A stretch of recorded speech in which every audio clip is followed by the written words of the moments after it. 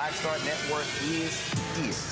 Hold no punches. I'm real revolutionary right now. Support this man, Black Media. He makes sure that our stories are told.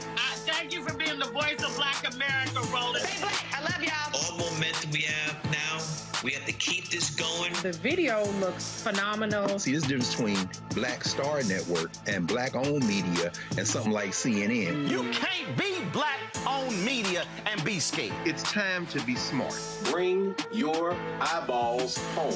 You dig?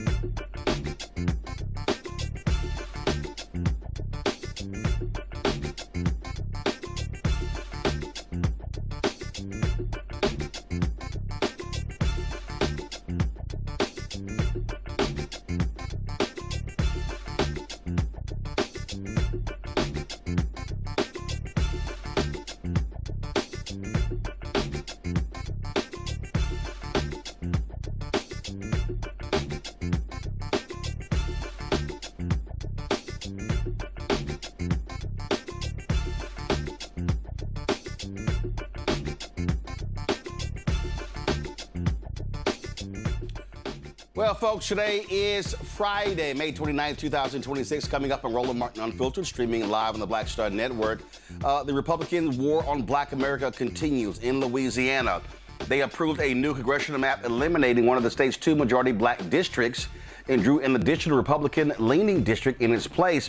Not only that, the plaintiffs in the Louisiana Calais decision, they wanted to wipe out both black districts. We'll be joined by Congressman Cleo Fields, whose district has now been eliminated. In Alabama, they are rejoicing over a appeals court allowing them to cancel the May 19th, 10 days ago, the May 19th election, and calling for a special election for 2 state Senate seats. That's to also wipe out black people. The twice-impeached, criminally convicted con-man-in-chief gets a setback in the federal court. First of all, a federal judge says, y'all can't move that $1.8 billion white domestic terrorist reparation fund. And another federal judge said, sorry, Trump, take your name off of the Kennedy Center. You don't have the authority to have your name on it. A black Texas teen's trial for murder begins on Monday. We'll preview the case of the state of Texas versus Karmelo Sincere Anthony, the black teen who stabbed the white teen at a track meet in April 2025. Plus, we'll show you some white folks who love to, FAFO when messing around with black folks who are just trying to live. It's time to bring the funk. I'm Roland Martin Unfiltered on the Black Star Network. Let's go. He's got it. Whatever the miss, he's on it. Whatever it is, he's got the scoop, the fact, the find. And when it breaks, he's right on time and it's rolling. Best believe he's knowing. Putting it down from sports to news to politics. With entertainment just for kicks, he's rolling.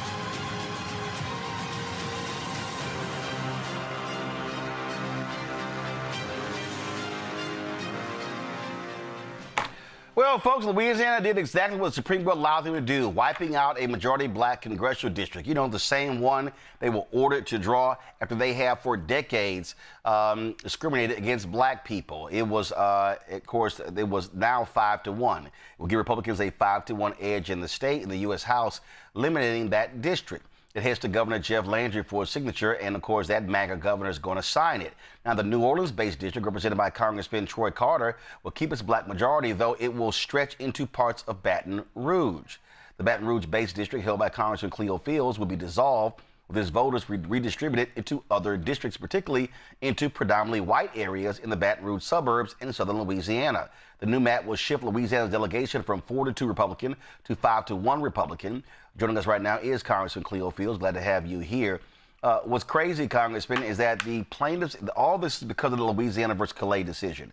And the plaintiffs in the Calais decision, they're so, frankly, racist. They did not just want to wipe out your seat. They were clamoring to wipe out the seat of Congressman Troy Carter as well. Yeah, but first of all, thanks for having me, Roland. And you're absolutely right. I mean, the Calais plaintiffs, they have decided, they haven't yet, but they are talking about and threatening to file another lawsuit saying that the map is still gerrymandered because of, Congressman Troy Carter's district. I think that's just absolutely nonsense. And people in Louisiana and people all across the country need to fight back. I mean, people need to, if you're not registered to vote, then you really should be. And if you don't vote and you're registered, then you should vote. I mean, and people all across the country just need to take these signals seriously and actually take this time to register to vote and also participate. Because, this 33% black population in Louisiana is not going anywhere but to the voting polls. And we're encouraging people to get out, get registered, and get out and vote on Election Day. Well, to that particular point there, that is important. And we've been saying that for quite some time, on this show. And what you have here is, and again, it's all nonsensical. On one hand, you've got these Republicans who were defending the map in court, saying no, race wasn't part of the consideration. And then when the Calais case was filed, they were like, oh, let's now switch sides. And it's like, okay, now we're going to fight for that. Then the same Supreme Court, the exact same Supreme Court, ruled that it was discriminatory maps against black people and allowed for the second one to be created. Then they come back and now say, well, no, race can't be used, so we're going to wipe that out. Yeah, this is a signal that was sent by President Trump the day he took office, when he signed an executive order to do away with diversity, equity, and inclusion. It sent a dog whistle across the country that it was all right to be exclusive and not inclusive, that it was all right to discriminate. And then the Supreme Court, basically they followed through because, listen, Rowan, I was chairman of the committee when we created the second minority district in Louisiana. I was chairman of Senate and Governmental Affairs, and I knew we had to follow the jingles test because we had been down this road before, quite frankly. And the author of the bill, we made it very clear. I questioned him extensively. Why are you drawing the map the way you drew it? And because we drew maps that were much more compact. And he said, listen, I'm trying to protect the only female member of Congress from Louisiana. I'm trying to protect the Speaker of the House. I'm trying to protect the Majority Leader. Those political considerations were absolutely okay under the jingles test. And the Supreme Court just did not want to see it that way. The record is clear. The record is there. They just didn't read it. What, 6 of them didn't or didn't care. But, these are the same struggles we had when we were fighting Plessy v. Ferguson. And I tell people in Louisiana, listen, we've been down this road before. We've had battles like this before, and we can't retreat. We just got to get more engaged. And that's why I'm encouraging people, not only in Louisiana, but across the country, particularly the southern part of the country, to get more engaged and participate in this process, because these voters, they don't know where to. I mean, they were having a problem with all these black voters. What are we going to do with them? These voters are going to go to the polls and they're going to vote on Election Day. And no matter what district you put them in, their voice will be heard. And look, that was one of the issues that we raised. And we've had Garrett Chambers on here, and I have been saying that the problem that we're also seeing is that black votes in Louisiana are not voting their numbers. And the reality is, if black turnout was, and I've been using the 70% threshold, if black turnout was 70% of our capacity, we wipe people out. We win. We can dominate. But that cannot happen if black folks are turning out at 38, 40, 42, 45, 50%. And so I know that there are grassroots efforts in Louisiana to be on the ground, to put pressure, to get folks to register. What are you and others are doing? What is the state Democratic Party doing? What are nonpartisan groups doing? Because there has to be massive, we keep talking about turnout and register people, but there has to be massive voter education about public policy, about the issues. People have to be, we got to walk people through to say, this is going to be the impact of not having a Congressman Cleo Fields representing you in Washington, D.C. These are the millions and billions that will not be coming back to our communities. They'll be going to rural Louisiana, targeting Republican white voters. We have to walk people through what the consequences means by no representation. Yeah, absolutely. Look, I've always said, voter registration without voter education, is almost a waste of time, because you got to give voters, you got to educate them and tell them why to get involved. I remember about 3 weeks ago, I had a town hall meeting in Shreveport, Louisiana, and that was a lady who stood up and she said, and that was after the district was declared unconstitutional by the court. And she said, Congressman, look, I'm done. I mean, my vote doesn't matter. They do what they want to do anyway. And I basically challenged her. I said, now, what are you, if you take that position, and what does that, and everybody else take that position, then they have won, we have lost. And then she changed her attitude and her focus, where she refocused her attention on, oh, yes, I do need to vote. I do need to be involved. Listen, we have to use, and look, in Louisiana, grassroots groups all over the state actually mobilizing voters.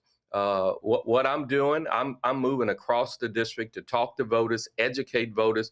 People are aware of what's taking place in Louisiana. You mentioned Garrett Chambers. I mean, Garrett has been very engaged. And I think all of us collectively need to educate voters, tell them, this is going back pre-60s, I mean, people are changing lines because they can, and black voters don't have the protection of subsection 5 of the Voting Rights Act. Now they don't have the protection of subsection 2. And I really think that, we need to pass a law where states are not responsible. States are not, do not hold the threshold as to how you get in and register to vote, because southern states have made it very difficult for blacks in this country to even register to vote. And I just think there's a lot of education taking place. When you lose a member of Congress, there are rural communities in Louisiana that I've helped get money appropriated for their water systems. They've never had a member of Congress to actually show up at a town hall meeting and talk to them, and then go to Washington and talk about them and get them federal appropriations. So people realize the impact this decision will have on Louisiana. But it won't stop here. I mean, you mentioned the state of Alabama moving on state legislative seats. Look, the next test is going to be state legislative seats all across this country, and then city council and school boards. And we just can't just sit idly by and just let it happen. And as a part of that, you talked about that particular town hall. What I've also said to people is what should be happening. And this is what I'm talking about is Louisiana, is Texas, is Mississippi, is Florida, is Alabama, is Tennessee, is North Carolina, is South Carolina, it's Georgia, it's Arkansas. What should be happening between now and Election Day, every single week, in every single one of those states, in every single one of these cities, there should be a citizenship education meeting, town hall discussion.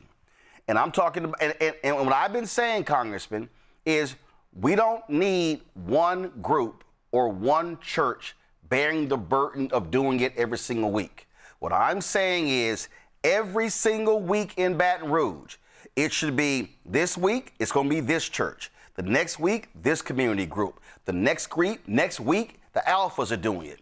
The next week, the Omegas are doing it. The next week, the Deltas are doing it. The next week, Prince Hall Mason is doing it. The next week, the Eastern Star is doing it. The next week, the Links are doing it. And the word goes out, and if you miss it, and what I've also been saying, we need to make sure it's also being live streamed because, and when I also tell folk, I don't care if 10 people show up. I don't care if 20 show up. We have to have that, and we've got to be walking people through saying, let me explain to y'all, this is what the district now looks like. This is what's going to happen if they are in control. If these are the public policy that's going to be impacted. Right now, the Republicans have a razor-thin margin in the House. That one seat in Louisiana could make the difference between whether you have a Speaker Hakeem Jeffries or you have Speaker Mike Johnson. And then, because it happened in North Carolina. And so that's what this has to be about. It has to be that type of action, which we saw during the Civil Rights Movement or the Black Freedom Movement, where it was constant. And so it can't just be, well, let's just send some tweets out, put it on TikTok, put it on Instagram, and hope folks show up. Nah, it's got to be hardcore grind every week. No, I agree with you, and you couldn't have said it better. I mean, it has to be, and it has to be all-inclusive. You know, I think the Divine Nine, they need to, and they have been here in Louisiana, and I suspect other states as well. They have been engaged. I really think people in Louisiana are more engaged now than they have been since, and I'll be honest with you, since David Duke. I mean, when David Duke ran for governor, I mean, Black people in Louisiana just really showed up. They really registered. They really went out to vote because they saw it firsthand. No, we cannot go back to those days. And the Greeks and the fraternities and the churches, the sororities and the churches and nonprofit groups, groups all over Louisiana actually got engaged. And I think, that is happening now. And I can't overemphasize, what you just said. I mean, everybody has to play a role in this. During the civil rights fights back in the day, Dr. King was like the icon of it. Jesse Jackson was like an icon of it.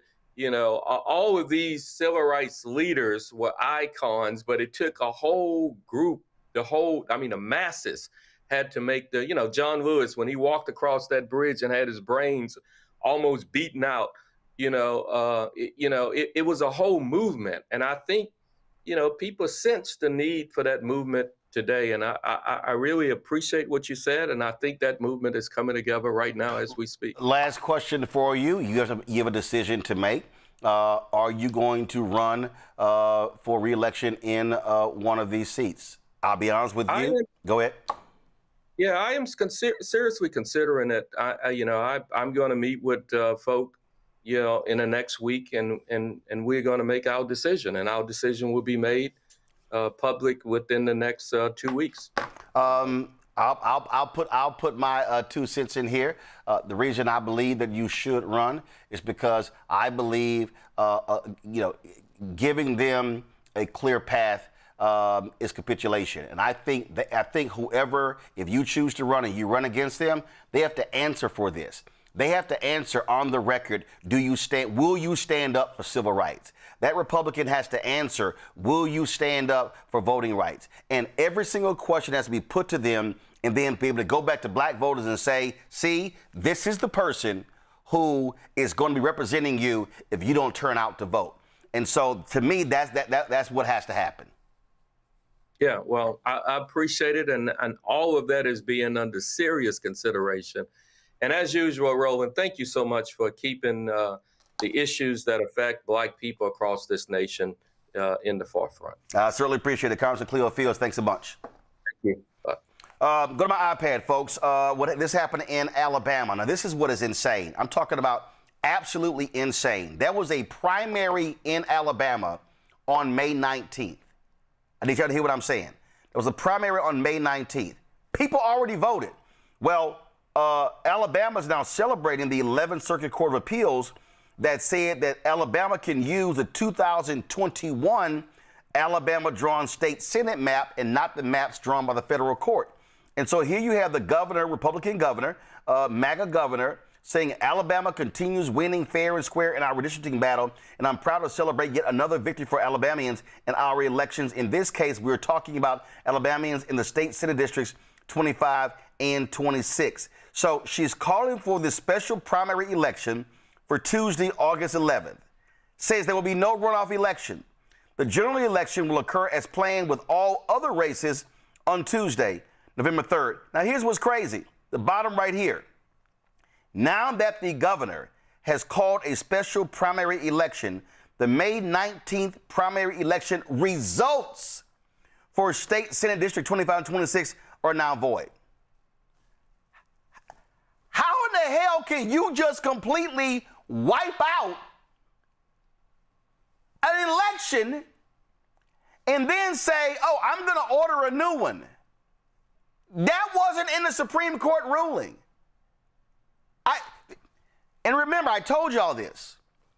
When the folks wanted to challenge the map in Texas, same Supreme Court said, no, sorry. No, it's too close to the election. Yo, this was in December.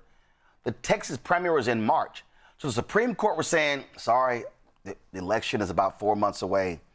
No, we can't do that. So y'all just gonna allow Alabama to wipe out an actual election and then say, oh, I'm just gonna order a new one? Y'all, this is what we mean when we say this is a GOP war on Black America. And I can guarantee, let's see, Alabama Senate District 25. Let's see right here. Okay, give me 1 second.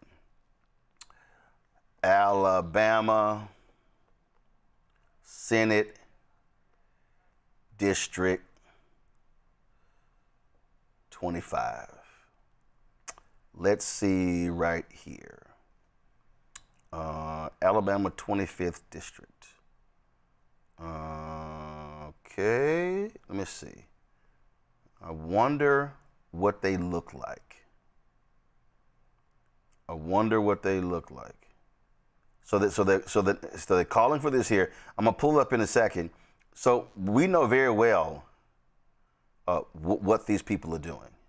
We know very well how they are targeting Black people. This is how these people are operating. They're shameful and despicable. I want to go to my panel. Joining us today on this Friday.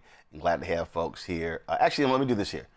Before I do that, this was the Louisiana State Senator Jay Morris answering reporters' questions about the bill being passed. Listen to this. I'm gratified that the majority of the Senate concurred in the House amendments and it's headed to the governor's desk, and this whole debate seems to be over for now, and so I'm happy about the result. You had hundreds of people come out and protest against this bill, share public testimony. Did you take anything away from that? Well, I know a certain percentage of the state is not for this bill. I get that. But the vast majority are, as evidenced by their representatives' votes, both in the House and Senate. So, as I stated a moment ago, the Greeks invented democracy, in which is the majority rules, and the majority of the state wants a map at least somewhat similar to this, and I think it will be approved. So much conversation has surrounded race and party and whether those are synonymous in Louisiana. Is it your understanding that they are or they aren't? It would be sad if race and party were synonymous. They're not, although admittedly more African Americans are Democrats these days, but we just can't look at that. We have to look past that. And so, you know, if you'll notice, the proponents of the bill, like me, we never talked about race. It's only the people that are opposed to it that talked about race. And all of those in the legislature who were here 2 years ago voted for a map that was racially gerrymandered and was declared so by the United States Supreme Court.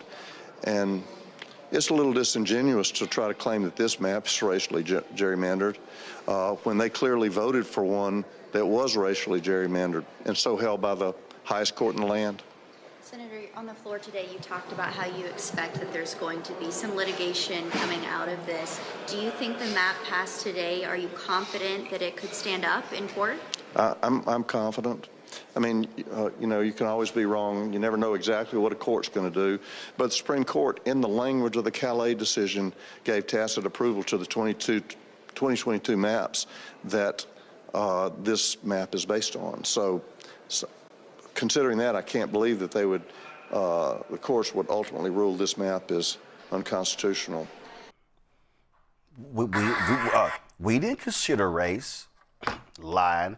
Michael Imhotep hosts African History Network show out of Detroit. Thelma Anderson, creator of the Public Opinion Court, author Shut Up and Prosecute, out of Dallas. Matt Manning, civil rights attorney out of Corpus Christi, and he's now an adult because he's now 40.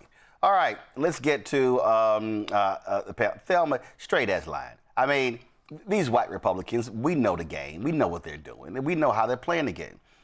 It is based upon race. The data also shows in Louisiana that it doesn't matter even if you got a black Democrat running, white folks ain't voting for them. And so race is all a part of this. In Louisiana, in Alabama, in Mississippi, we can go all across the South. When you talk about party and you talk about race, they are tied. White folks are Republican.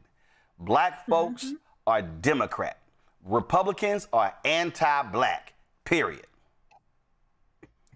You're absolutely right, Roland. And listening to him make this foolish speech as if you are not supposed to be in a position to empower the individuals who have empowered you to represent them.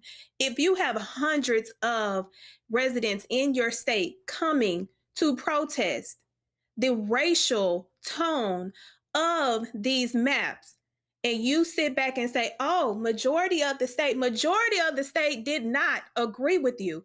You sat back, you and your homeboys, your red hat homeboys, and decided that this was best fit for your agenda, not the agenda of the people, because we know even in Washington, you don't care about the people that even look like you. You care about the people that follow you, follow what you want, follow what bills you need to be passed so that y'all can enrich yourselves, so that y'all can keep each other out of prison for the fraud that y'all commit on a day-to-day basis. So they can miss me with the, oh, this is what everybody want. No, everybody didn't want that. Y'all are bringing us back when we are trying to move forward because you are afraid of the power of the black person.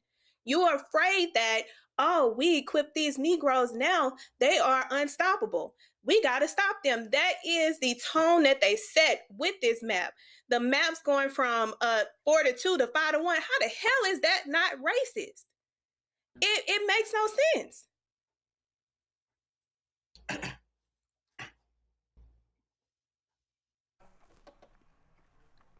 Michael? Okay, now I can hear you, Roland.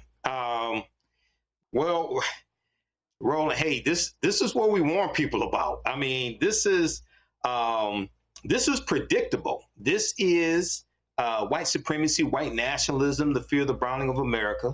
But you know, when State Senator Jay Morris, I have to give it to him. He's another one of the great straight-faced bullshitters, just like Junior Varsity Vance. He sat there and told those lies with a straight face. African Americans are 33% of the state population, right? So what they just did was they protected the House seats of Mike Johnson, protected the House seats of Steve Scalise. They put the black voters into one district that snakes throughout the state.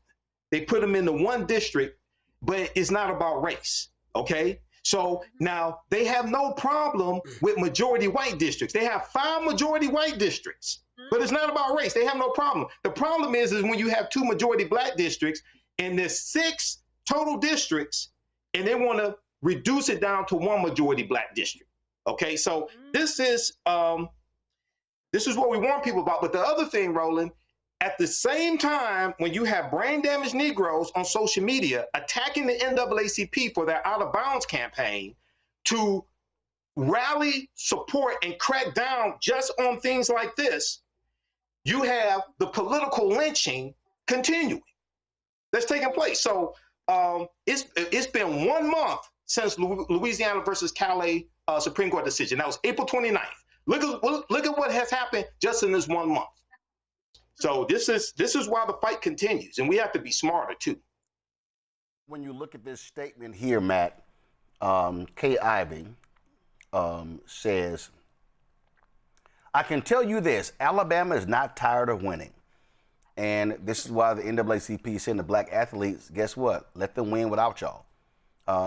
People have to understand what is at play here. This is absolutely an anti-black agenda. They're targeting black people. They're targeting black power, black representation. They're targeting black communities. And folk had better wake up. And I'm telling you, black folks in Louisiana had better stop sitting their asses on the sidelines. And they should be exploding when it comes to voter registration. And they should be saying, wait until November when we wipe your asses off the map politically. Hello.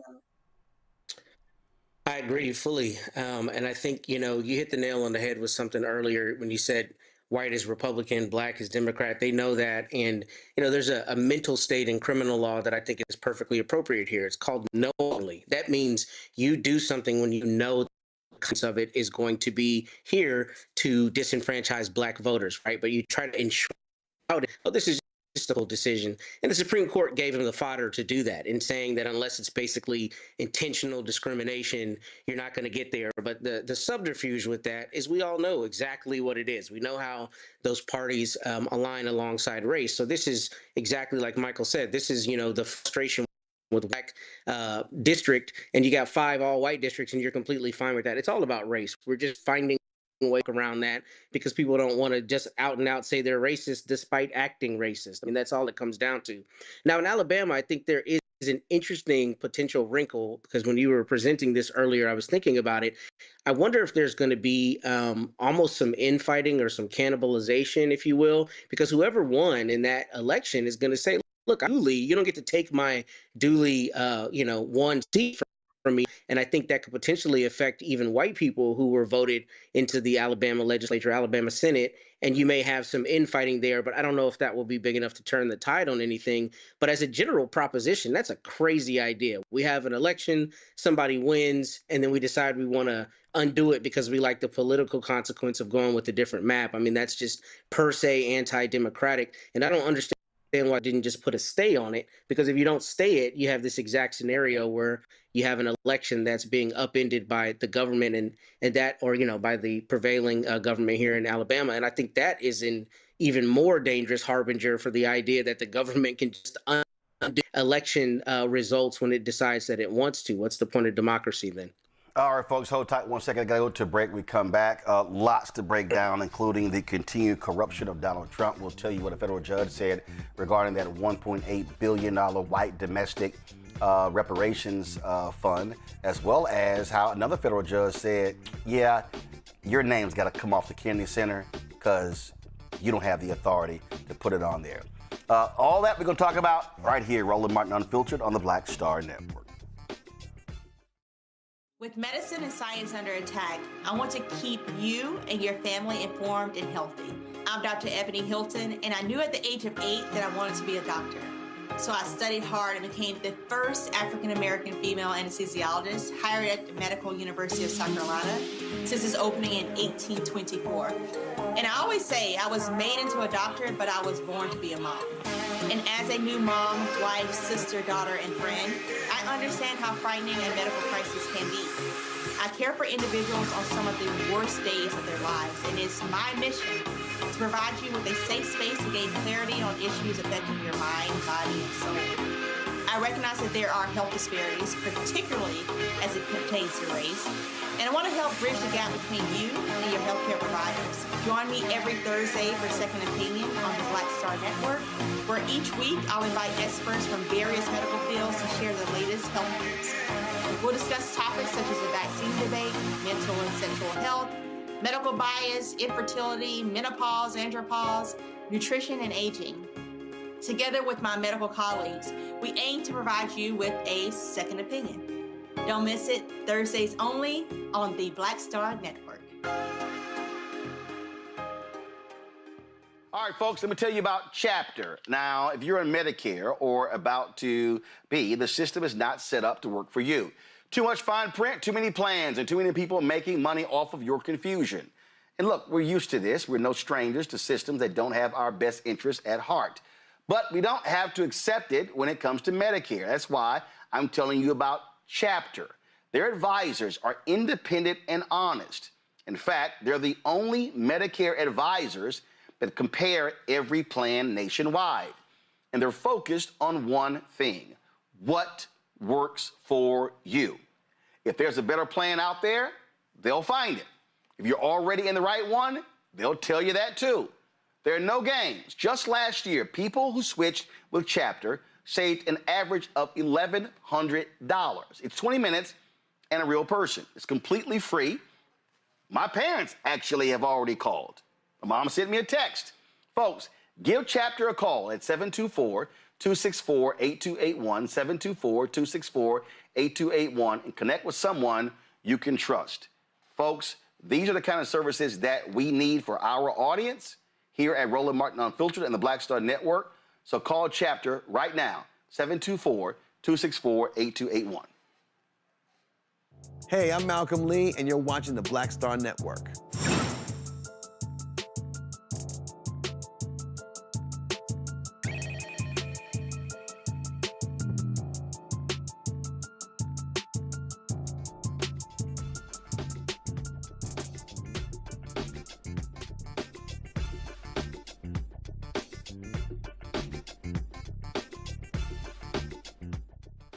Veteran Democrat Congresswoman Frederica Wilson of Florida is not going to seek re-election to her 24th congressional district.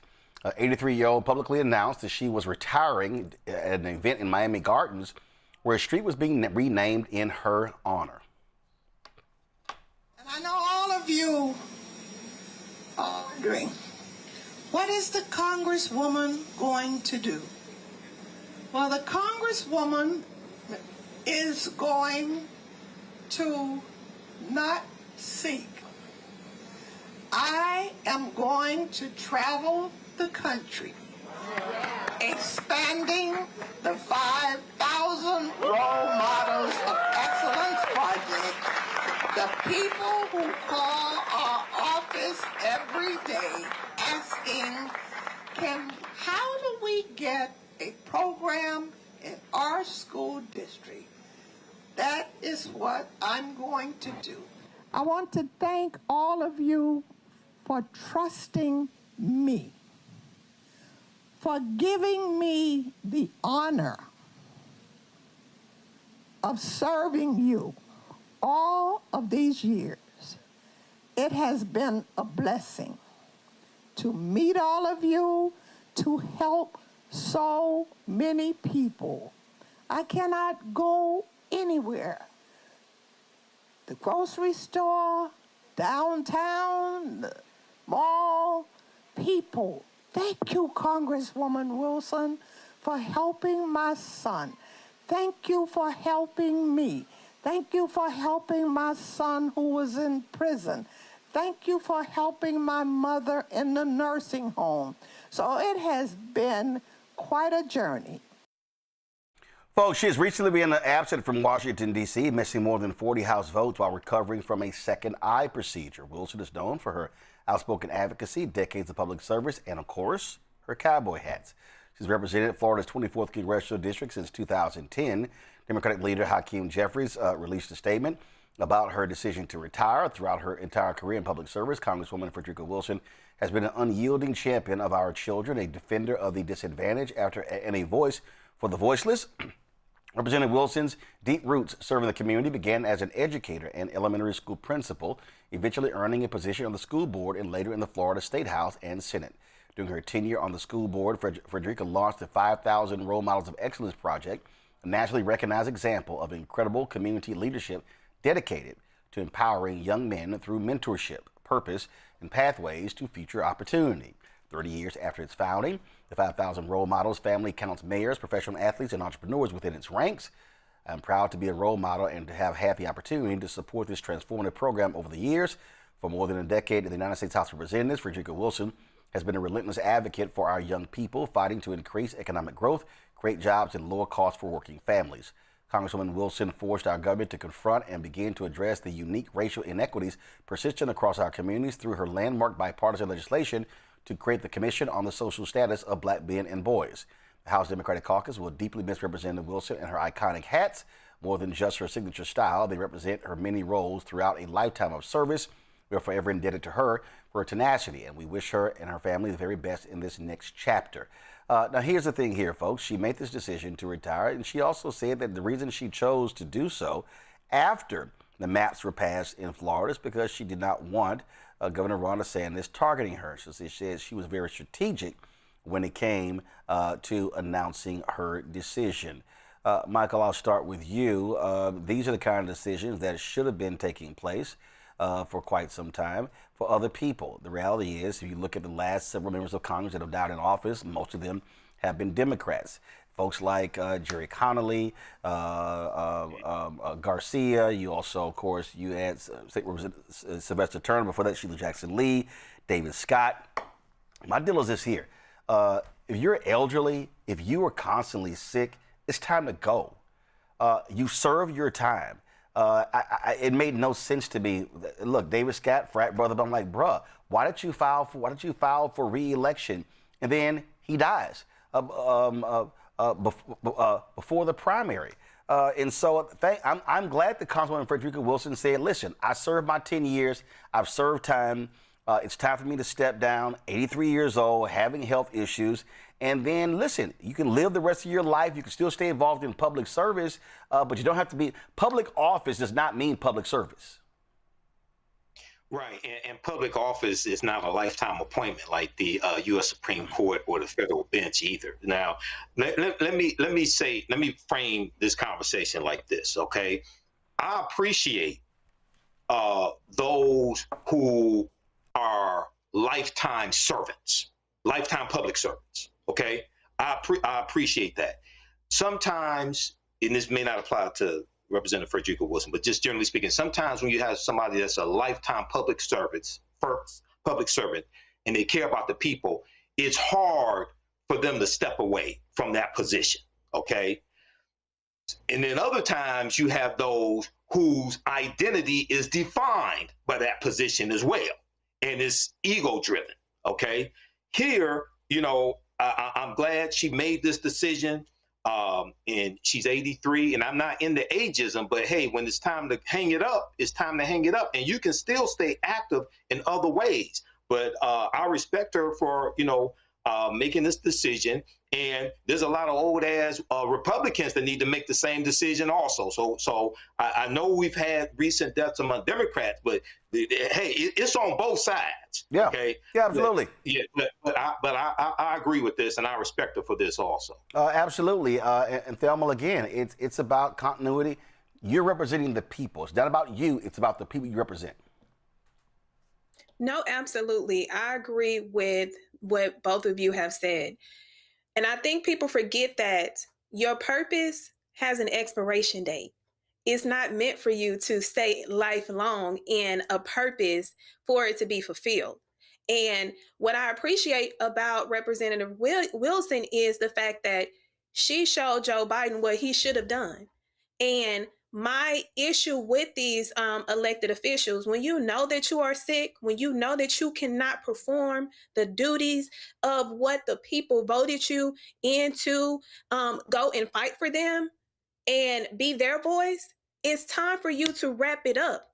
You stand there for an agenda of yourself. It becomes self-serving and not selfless.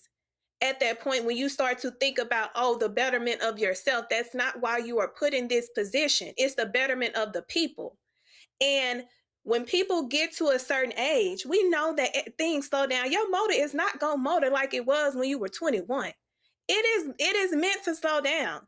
And at that point, you need to have a hard conversation with yourself, because I don't want to keep seeing people like Mitch McConnell falling out and looking ridiculous, knowing that he one foot in the grave and 1 foot out. It's time to hang it up and understand your purpose can continue in other ways. That's what I appreciate about Representative Wilson. She understood that. Regardless if she's in her 80s now, she said, you know what? I can't rooster like I used to. It's time for me to let someone else come in, despite what the governor is doing, to take on what the legacy that I've built. Absolutely. Matt? Okay, all right, Matt working through his Wi-Fi there. All right, we'll get him back. All right, y'all, let's talk about this here. The twice-impeached, criminally convicted felon-in-chief, Donald the Con Trump, got nailed today in federal court. He must remove his name from the Kennedy Center. U.S. District Judge Casey Cooper said the board violated the law by adding Trump's name to the historic performing arts venue. The judge also blocked the Kennedy Center from temporarily closing its doors for a year-long renovation. In the 94-page opinion, Judge Cooper concluded that the law establishing the center makes crystal clear that the center is to be named for President Kennedy, and it cannot bear any other formal name or public memorial based on the board's unilateral say-so. The Trump administration must remove all signage from the Kennedy Center that includes Trump's name and update its website to remove all references to the name Trump Kennedy Center or the Donald J. Trump and John F. Kennedy Memorial Center for the Performing Arts. It must take place within 2 weeks. Judge Cooper said the center was permanently blocked from displaying, installing, or maintaining any physical or digital signage on the Kennedy Center building or grounds that designates, suggests, or implies that the institution is named for any person other than President John F. Kennedy. Now, this was a lawsuit that was filed by Congresswoman Joyce Beatty, who is an ex officio member of the board. Congresswoman Beatty, want to have her on the show. She's receiving an award, so she couldn't make it, but she did release this statement. Today's ruling rightly affirms that the administration's efforts to rename and close the center have no basis in law. The Kennedy Center is an institution that belongs to the American people, not to Donald Trump. He has desecrated this sacred memorial for his own vanity. I'm proud to have fought for the rule of law and to protect this sacred institution. The judge made it perfectly clear that only the Congress can designate whose name goes on that building, not Donald Trump. And y'all know what happens when a spoiled child throws a temper tantrum and acts like a pissant. Well, that's Donald Trump. This is what this fool posted on Truth Social. I'm not going to read all of this trash, but I'm definitely going to read the highlights. Shockingly, a judge appointed by Barack Hussein Obama, Christopher Cooper, ruled that the Kennedy Center, which was going to close in early July for large-scale renovations and construction due to years of neglect, decay, and poor maintenance, and which was to be transformed by the Trump administration into the finest facility of its kind anywhere in the world, is not allowed to close for these renovations, which would not be possible to properly do without such a closure.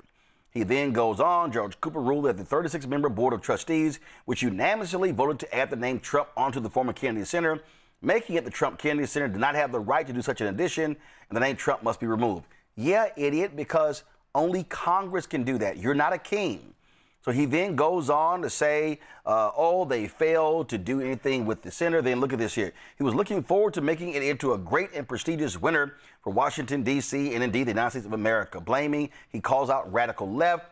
They would rather see it die than have President Trump transform it into something that everyone could be proud of, much as I have done in many cases throughout my life, and recently with all of the construction, renovations, and fix-ups that we have completed with the Department of Interior on waterfalls, fountains, blah, blah, blah, blah, blah. Then he goes on, radical left Democrats. And now I love this here. We're going to be working with Congress to transfer this failing institution back to them so they can make a determination as to what to do with it. Okay. Y'all, you can't transfer the facility back to Congress. Congress has oversight. Congress approves the funds, but you have agencies that are responsible for doing the work. So you don't transfer the Kennedy Center back to Congress. You never had the authority to put your name on it. Oh, it gets better. Let's see here. Judge Cooper was given a presentation by leading building and construction experts as to how structurally dangerous the building is, with rotting beams, parking areas that are subject to collapse, and various other life and safety problems. In addition to the fact that it also needs a major renovation from an aesthetic standpoint, but he was not swayed, and he said he wants the building to incredibly remain open and therefore dangerous. Y'all, you know, okay, let me help y'all out. You can do repairs to the Kennedy Center. You just gotta take your punk ass name off. And that's why he's mad. Because his punk ass name gotta come off. Oh, y'all, it gets better. Here we go. Unless I am free to do what I do better than anyone else, bring this institution back physically, financially, and artistically, I have no interest in continuing what could only be a hopeless journey into Never Never Land. So what the 80-year-old obese child is saying, I can't get my way. And if I'm not going to get my way, I'm going home. I'm taking my toys with me. But the judge said, I'm sorry, the Kennedy Center is not your toy, so it has to stay. This is a petulant child. MAGA, all you maggots, y'all voted for a deranged narcissist to sit in the Oval Office. What this goes to show you is Donald Trump doesn't give a damn about America, the United States, none of that. Donald Trump only cares about Donald Trump. That's all. He doesn't care. Look at this. I have instructed the Department of Commerce to make all necessary arrangements with Congress to allow a full and complete transfer of this institution, giving them the responsibility for its operation, maintenance, and management. Y'all, he can't do that. See, let me explain to y'all how this thing works. A little thing called the Constitution. Anything that deals with money, any bill or whatever, it has to start in the House. Can't start in the Senate. It literally has to start in the House. And then once the House passes it, then it goes to the Senate. And then if they have a separate bill, then they pass it there, then they reconcile the two bills. Then the House has to vote on the reconciled bill. Then it goes to the Senate, and then it goes to the occupant of the Oval Office to sign. Congress funds departments. So you have Commerce, the Interior, Health and Human Services, Department of Agriculture. You've got the Pentagon. I mean, we can go on and on and on, listing all of the Labor, Veteran Affairs, listing all of the departments. The various federal departments have oversight of certain things. So, for instance, Donald Trump can't just say, even though he's tried this with the Education Department, Department of Labor, y'all are now in charge of the Washington Monument. Can't do that. That's not how it's done. So this idiot actually thinks that he could just, okay, Congress, I'm going to give y'all the Kennedy Center back. No, you can't. The man is an idiot. He's an absolute idiot. And he lost, and he's throwing a tantrum. Oh, but it got better. Another federal judge temporarily blocked payouts from Donald Trump's Anti-Weaponization Fund, which is really the White Domestic Terrorist Reparations Fund. Today's ruling means no money will be released for the claims through this new $1.7 billion slush fund for Trump allies who believe they were victims of a weaponized government. U.S. District Judge Leone Brikema in Alexandria, Virginia, also barred the government from moving forward with the fund's creation while litigating challenges to it. Yep, that's pending. The judge scheduled a June 12th hearing in this case to hear arguments about whether to extend the order blocking payouts from the fund. The government created the reserve to resolve Donald Trump's lawsuit against the Internal Revenue Service over the leak of his tax returns. Oh, and one more thing about those tax returns. You know the judge that was overseeing the lawsuit? And you know that judge has said, you know what? I'm going to reopen the case because there might be deception involved. Ooh, y'all, my man hit the hat trick today. Donald Trump hit the hat trick. The judge said, yeah, I got some problems. I got some problems with what y'all have done. So, yeah, because you know what they did? They pulled the suit so the judge couldn't have oversight, and then they cut the deal for this settlement. And y'all, they thought they were trying to do a get over. They were like, listen, what we're going to do is we're going to do this settlement, and then Todd Blanche, Trump's former personal attorney. So Todd, what I need you to do is you're going to go ahead and sign off on this thing. And see, when you sign off on this thing, we're going to have the authority to create this fund. And so then I'm going to hand out checks to all my white domestic terrorists who got busted. And so that's how we're going to do it. That's the play. We're going to run the play. All right, hut. Well, guess what? This judge in Miami said, I don't know. Her name is Kathleen Williams. Go to my iPad.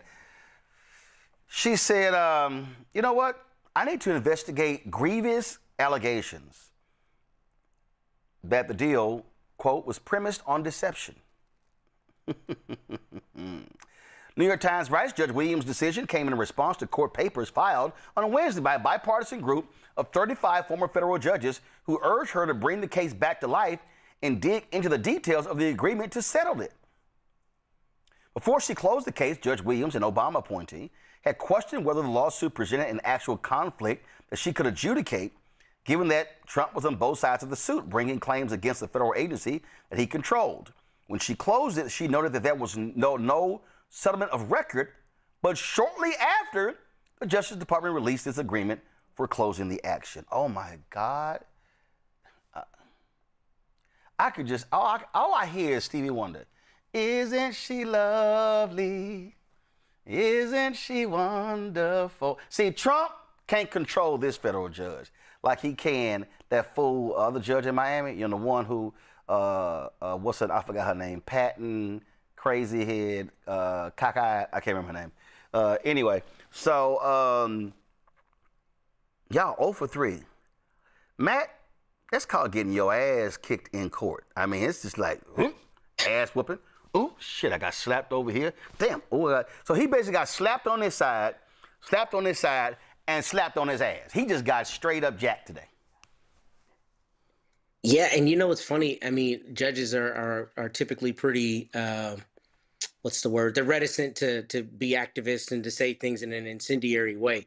But there's little Easter eggs you can read from at least what I've seen reported that let you know how the judges feel. When a judge says, for instance, this violates the clear language of the statute, that's telling you you're bringing me some BS, right? It's very obvious what your power is here and what your power isn't. So you're renaming the Kennedy Center is a direct affront to the law, and I'm not going to allow that.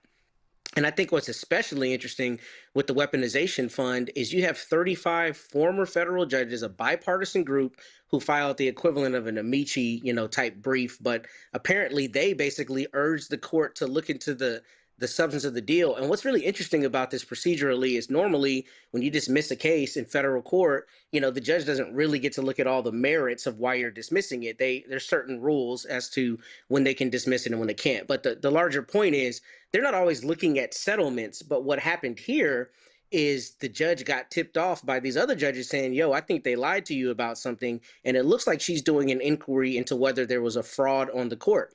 I recently had this happen in one of my cases, and I will tell you, federal judges have a lot of power, and they really, really, really get pissed off if they think somebody's lying to them. So I'm especially interested in seeing how that turns out, because that judge is saying, look, you guys tried to pull the wool over my eyes. I'm absolutely going to get to the bottom of this. And just as a basic premise, I mean, you can't really have a lawsuit against yourself. That's what makes this so per se corrupt, right? It's self-dealing. And that's the crux of all of this. Trump's trying to pay himself with taxpayer money through this fund. But if you look at the procedure, they withdrew the complaint or the lawsuit once there were questions, being bandied about what was going on, and then they decided to come up with this settlement. So I think you're looking at potential actions from the court that could really implicate people, their law licenses, whether people were dishonest with the court, and there could be a much larger thing going on here than just whether this fund is set up or not.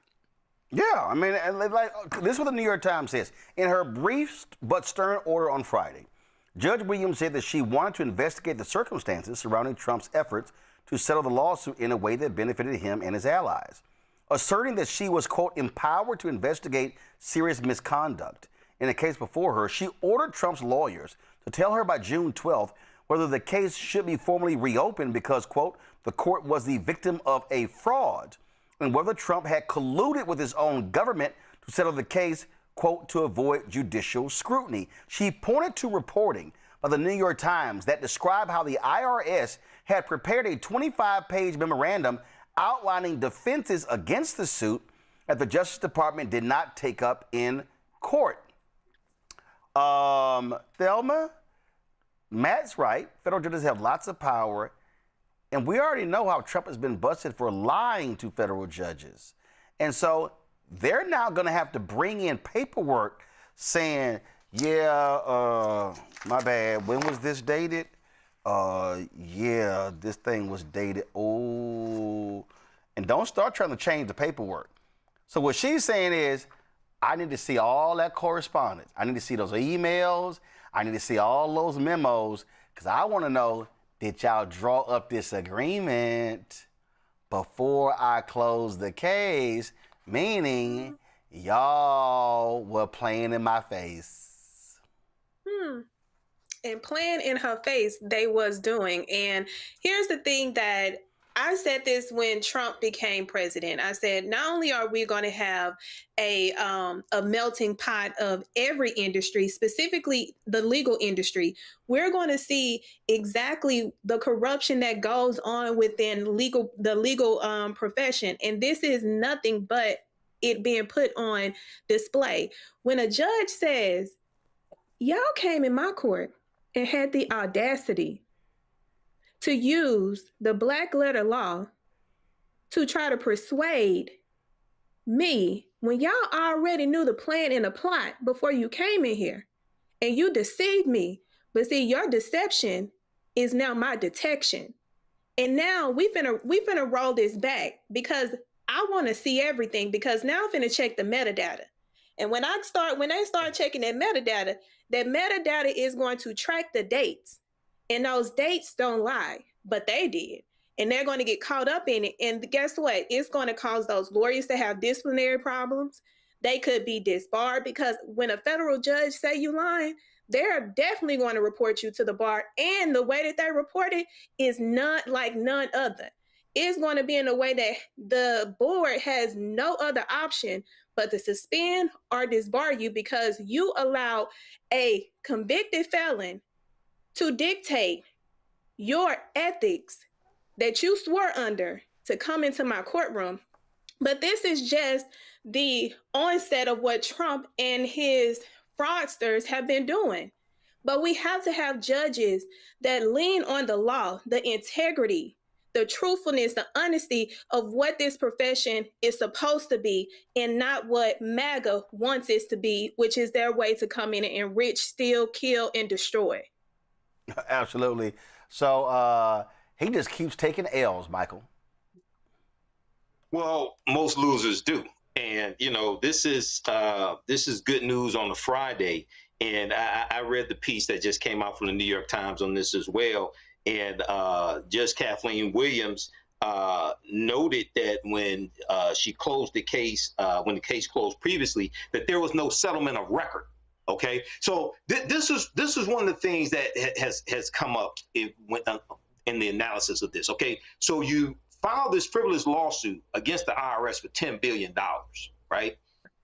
There's no settlement of record, but then you create this $1,776,000 fund and talk about this is for people who were the victims of weaponization of the government.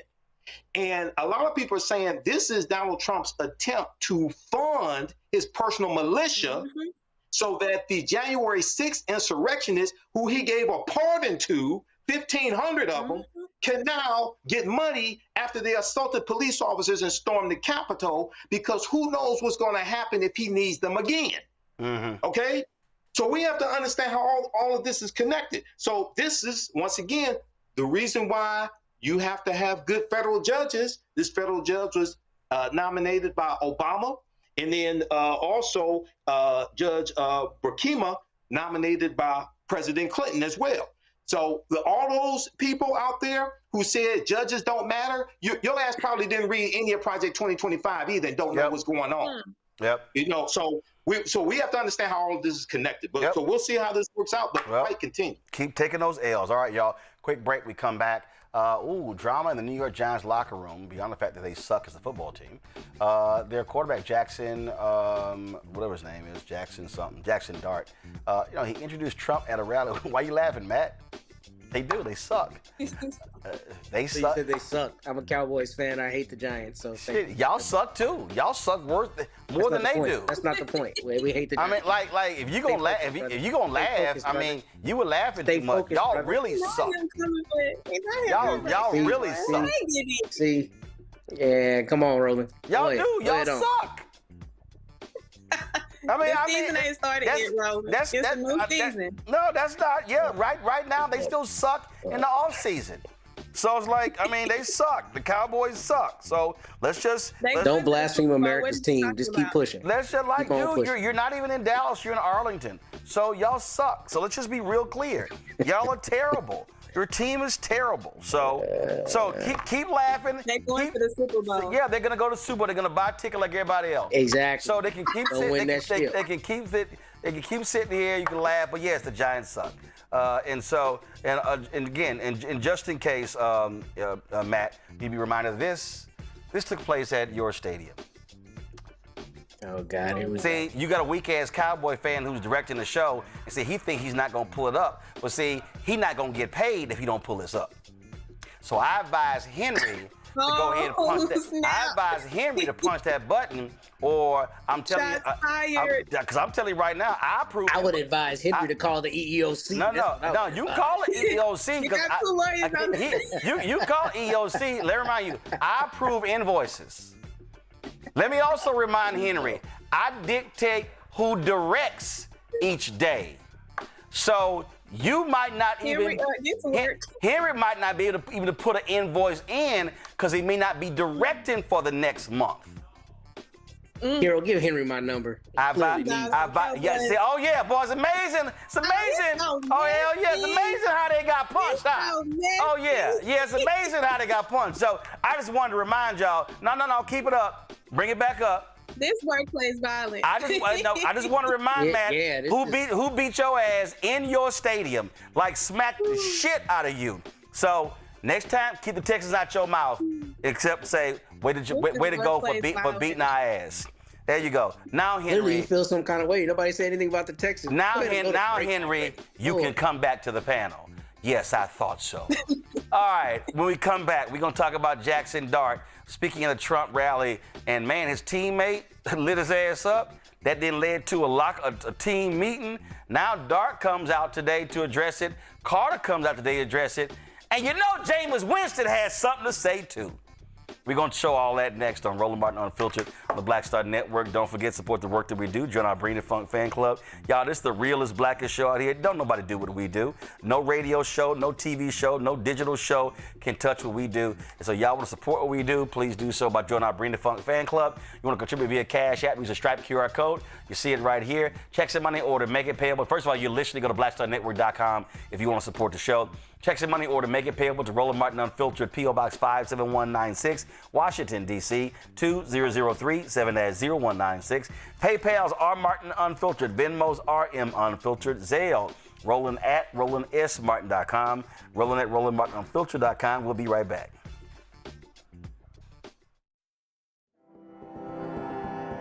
No election in Georgia will ever be the same. You're not gonna be able to tell black folk your vote don't matter in 2 years when it's the gubernatorial race and these state legislative races, that we don't have the power to win a state senate seat. Now I say that, but this is the caveat. This is the tricky part. This was possible because there were more resources than we've ever seen in this state.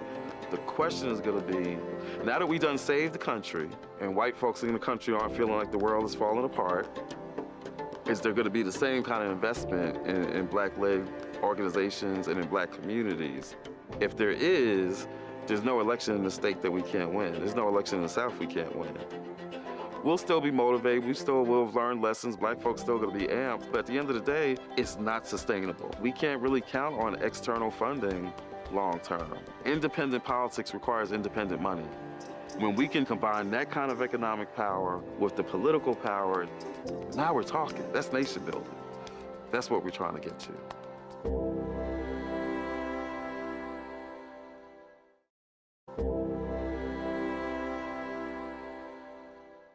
All right, folks, let me tell you about Chapter. Now, if you're on Medicare or about to be, the system is not set up to work for you.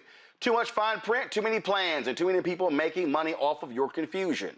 And look, we're used to this. We're no strangers to systems that don't have our best interests at heart. But we don't have to accept it when it comes to Medicare. That's why I'm telling you about Chapter. Their advisors are independent and honest. In fact, they're the only Medicare advisors that compare every plan nationwide. And they're focused on one thing: what works for you. If there's a better plan out there, they'll find it. If you're already in the right one, they'll tell you that too. There are no games. Just last year, people who switched with Chapter saved an average of $1,100. It's 20 minutes and a real person. It's completely free. My parents actually have already called. My mom sent me a text. Folks, give Chapter a call at 724-264-8281, 724-264-8281, and connect with someone you can trust. Folks, these are the kind of services that we need for our audience here at Roland Martin Unfiltered and the Black Star Network. So call Chapter right now, 724-264-8281. I'm Brittany Noble, Midwest-born, HBCU educated with experience in newsrooms across the country. Well, I've teamed up with Roland Martin to bring to you The Breakdown. This isn't just news. It's our stories, our voice, our community. Join me for The Breakdown, Monday through Friday at midday, only on the Black Star Network. How you doing? I'm Mark Curry, and you're watching the Black Star Network. That's why I got these glasses on, because that black star is bright.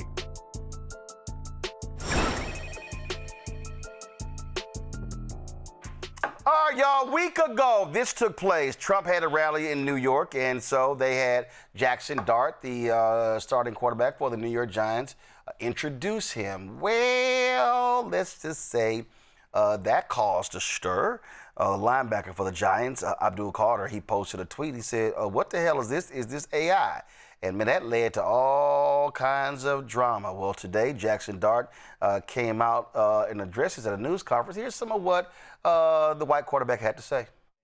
My thinking was pretty simple in the fact of, I've always loved this country. I have extended family members who have fought in wars.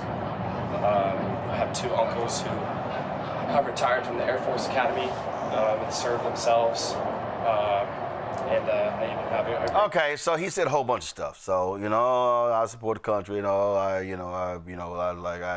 it's like I support the office, blah, blah, and all that sort of stuff like that. And conservative media, they've been losing their mind. They're upset because they're mad that Abdul Carter, who's Muslim, made his comments saying, is this AI? And I'm like, yo. And so Carter let them know. And so again, they had this big old meeting in the locker room, and they were talking about it. And Carter, he also before the cameras, he made it clear like, yo, I ain't gonna be talking about this a whole lot. This is the only time I'm gonna address this thing. So this is what he had to say. So first off, I want to say that some things are bigger than football, and this is one of those things. Jackson is one of our leaders. He's the face of our franchise. He not only represents himself and what he does, but he represents all of us. And that goes for anybody who wears a Giants uniform. But if he chooses to align himself with a man like President Trump, it's my responsibility, based on what I believe and what I stand on, to not only show my teammates that I'm against that, but to show the world. And that doesn't mean that we have to spread hate. it doesn't mean that me and Jackson hate each other or we have beef. I sit next to Jackson every day. Every team meeting, we close, we talk. You know, as long as we make sure we got the same goal as a team and our goals align, which they do, and I feel like that's all that matters. So I just want to move past this, and yeah, that's it. That shit, bro. So there was a lot of discussion, a lot of back and forth, and of course, conservative media, they jumped in there. They were all upset. Well, what if somebody introduced, Obama? What happened when LeBron and Steph did it? Whatever. But leave it up to New York Giants backup quarterback Jameis Winston to bring some much-needed perspective to this.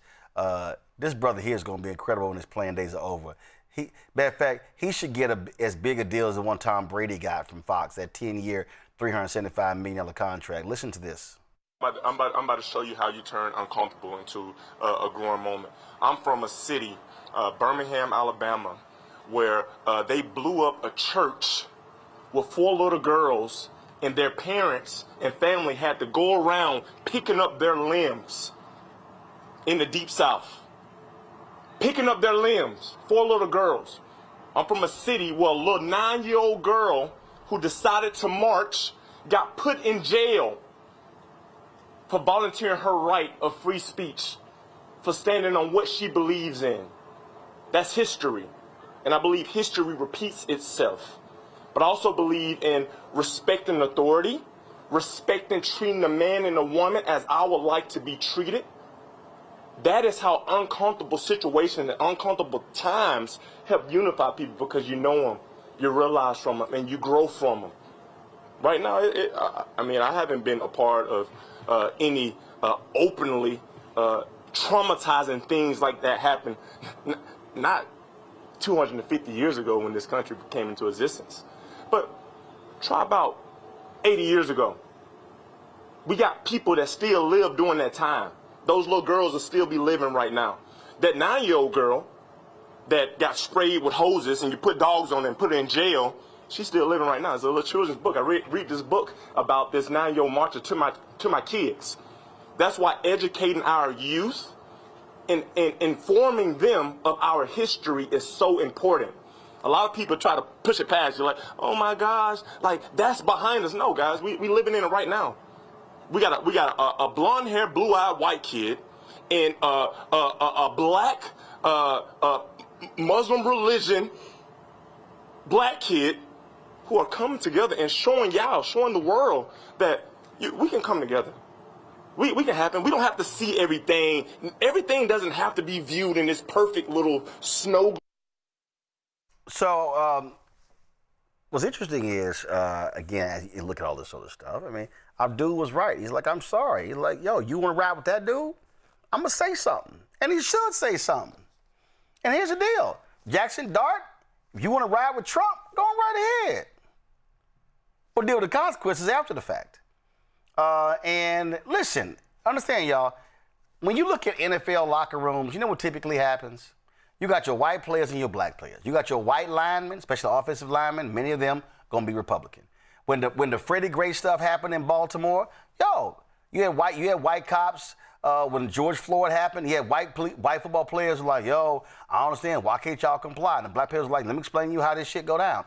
This all happens. And so, Jackson Dart, you chose to step your ass out there, you know, and speak at the Trump rally. You can talk about all you want to. Oh, no, I just respect the office. That was the same thing Nelly said while he performed the inauguration. Oh, I respect the office, and my family got a military background, so I respect the office. Well, guess what? You're going to get to catch that heat that come with it, especially when you have an insurrectionist, a lying, narcissistic, corrupt asshole who you're speaking and representing. You got to deal with it. And so he's now going, they can sit here and what's his name? John Harbaugh. This is what the head coach of the Giants had to say when he was questioned. John, just to clarify. You said you knew that Jackson was going to meet the president and shake his hand. Did you know that it was going to be in a public way introducing the president? No, but it doesn't matter. You know, I mean, I'm not worried about it. I'm not into all those details about it. It's not. Now, John Harbaugh, he knows. Remember that smiling photo of him in the Oval Office? And he had a trash-ass season with the Baltimore Ravens. That's why he got fired. I guess Abdul Carter's saying, say, man, you get close to Trump, you're going to end up losing. Carter's like, I ain't trying to lose on this team. I think that's what he was telling them, Matt. He was like, yo, if you want to line with that racist, you want to line with that piece of crap, go right ahead. But don't think for a second I'm not going to call you out because you're the quarterback. And it's been all this conversation. There's been more conversation about Jackson Dart and really more Abdul Carter's response, because you got Boomer Esiason criticizing him. Skip Bayless said he shouldn't go public. It's like it's a whole lot of conversation, but you know what you have not heard a lot about in all of this is the fact that the Giants owner, Steve Tisch, was kicking it with girls with Jeffrey Epstein. Ain't that interesting? They spend more time talking about Carter's response to Dart as opposed to the Giants owner talking about getting with girls with Jeffrey Epstein. Matt, go ahead. Yeah, of course. Yeah, deflect in every other direction. I mean, we're seeing that everywhere. I don't have much to add beyond a couple things. First, I think there's still an underlying, problem that people have with athletes having political positions at all. I think there's still a lot of people who think they need to shut up and dribble or play the sport, right? And they shouldn't be weighing in. They're people, they're going to have their opinions. I support Jackson Dart's, ability to have his First Amendment opinion and to support whomever he wants. But this is really not about that. This is about consequences. And when you're the quarterback of the team and you align with somebody who's as much a hot button issue as Mr. Trump is, then you can expect you're going to have backlash. And I think it's good that Carter called him out.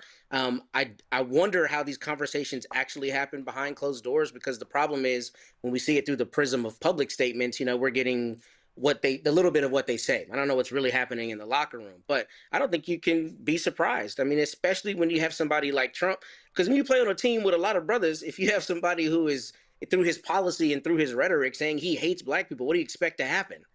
People are going to feel some kind of way about that, and that's going to create a division. But, none of this is surprising to me, especially because, the way the NFL tries to portray itself as, this purely American sport and this big time, the backlash when people get mad at the Super Bowl performer and all that kind of stuff. I mean, I think some of these things are all tied together, but it doesn't surprise me that he's supporting Mr. Trump. I bet a lot of NFL players do. And it's good that you have divergent opinions, somebody calling them out. That's exactly what needs to happen. And it's like, hey, Thelma, it's all good. You want to stand up with your boy Trump, go right ahead. But expect to get your ass lit up, too.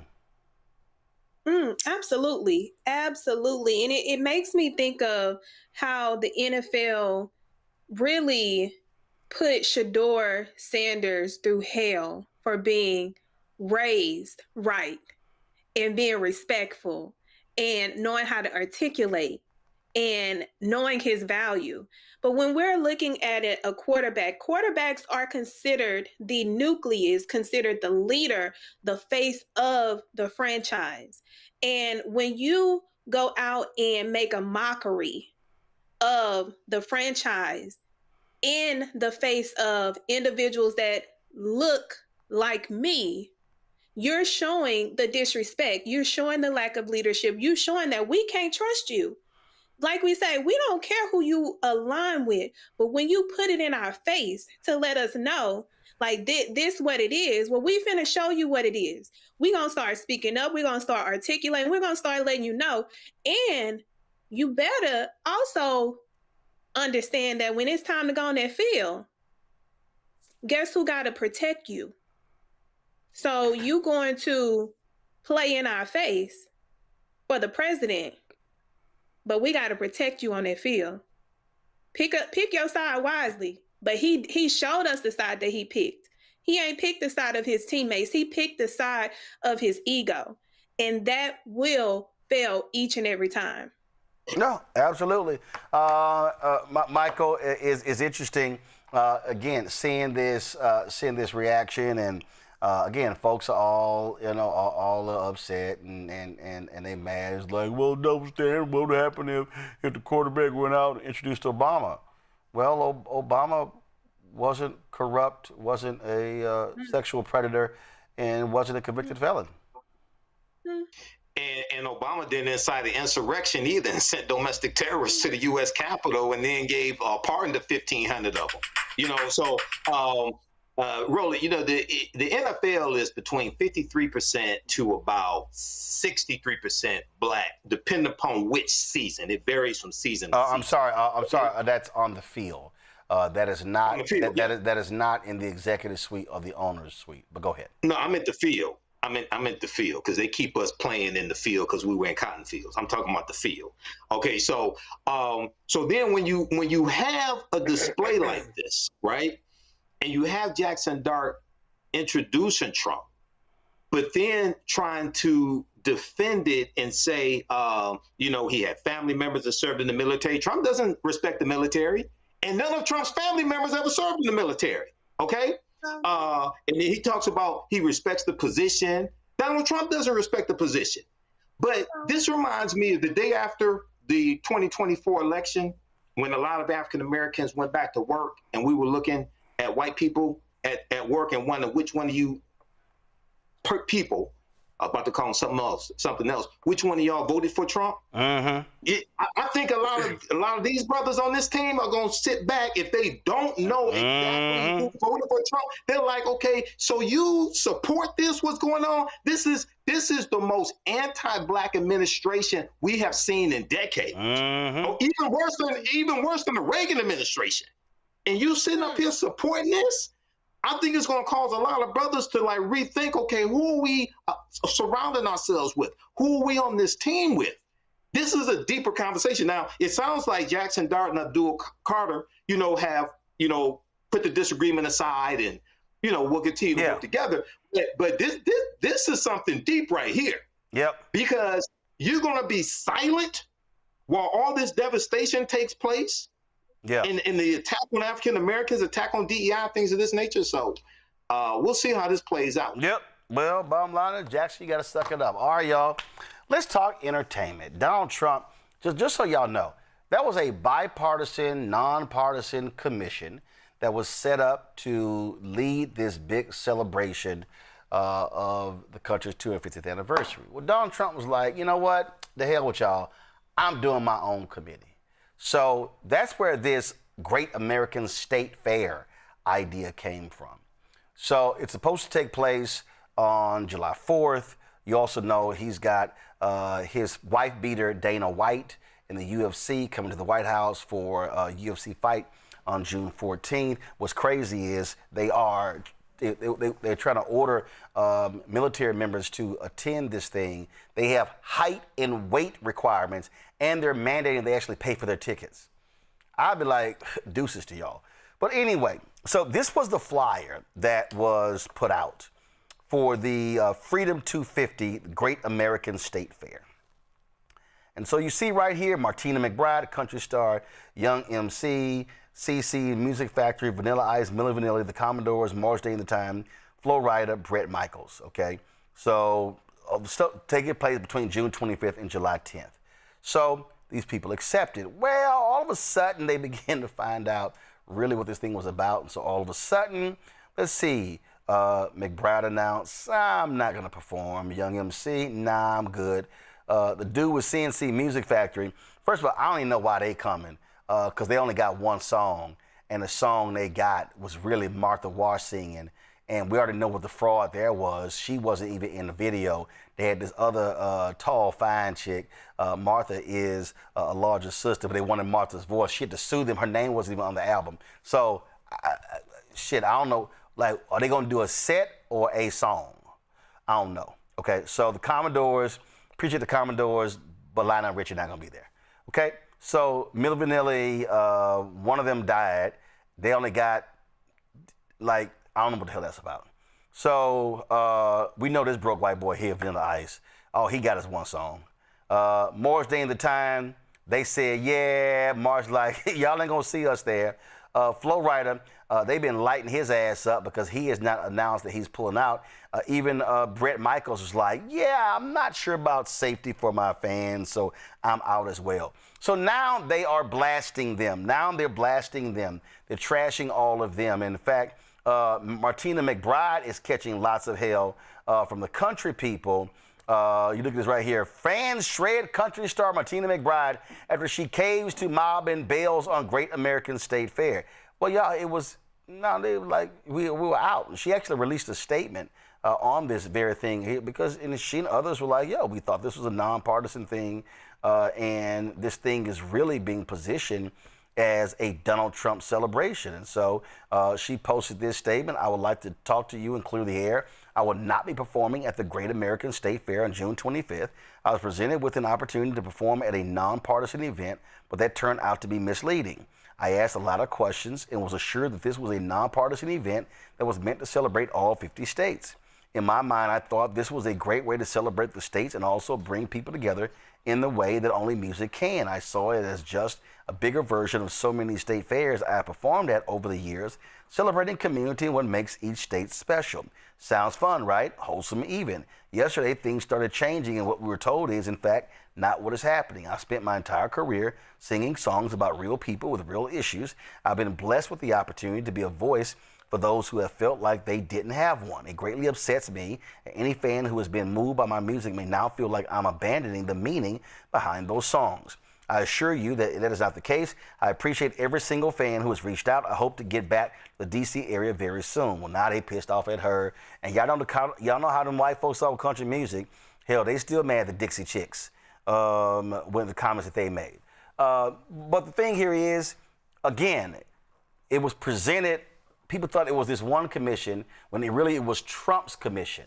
And frankly, Thelma, if I'm one of these artists, hell no, I'm not going to nothing that's going to be a Trump party.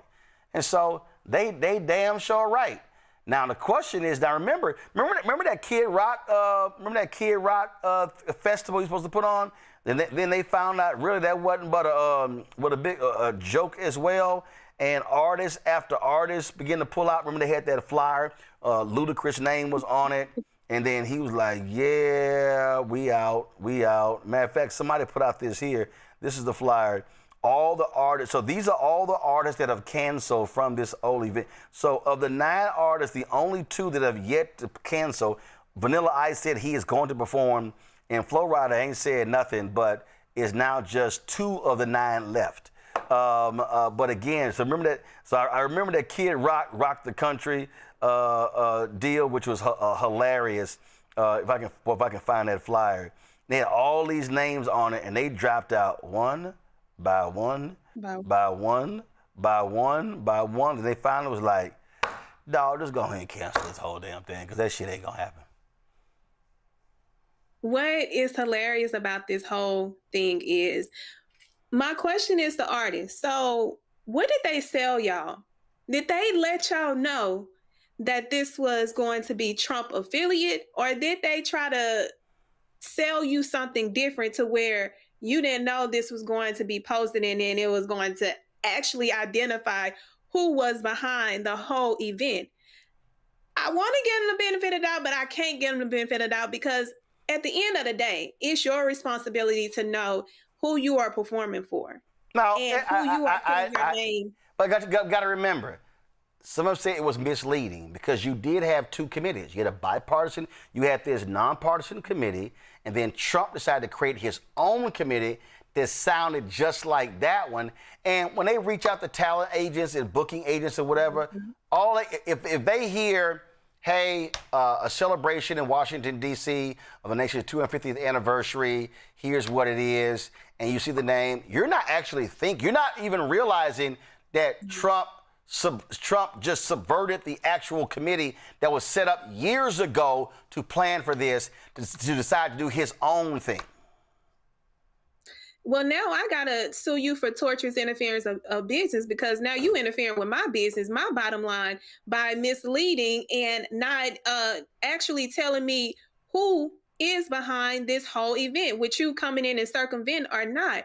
My thing is, why are they continuing to pander these individuals and mislead them so that now their reputation is harmed when y'all could have been upfront? And so the people could have told you no. Everybody has a right to say no. They are literally taking people's rights to say no away from them. And then from the public, I'm like, so you showing up to perform for that mess? And we buy your music, we stream you, we come to the concerts, we show up, we sing our hearts out, and you going to sing your heart out for a MAGA predator convicted felon? Yeah, I'm gonna have to figure out if I need to sue them for torturous interference of business, honestly. Michael?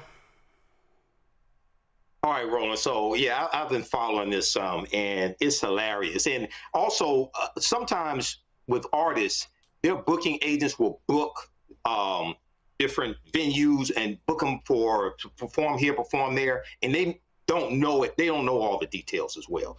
But yeah, I'm glad I follow Morris Day on Facebook, so I saw him post that they're not performing. So I was really good. I was really glad to hear that. CNC Music Factory, that was Freedom Williams of CNC Music Factory rolling the picture there. So let's put some respect on Freedom Williams' name. And they had more than one big hit. They also had things that make you go, So they had Gonna Make You Sweat. Michael, stop. Okay, Michael, stop.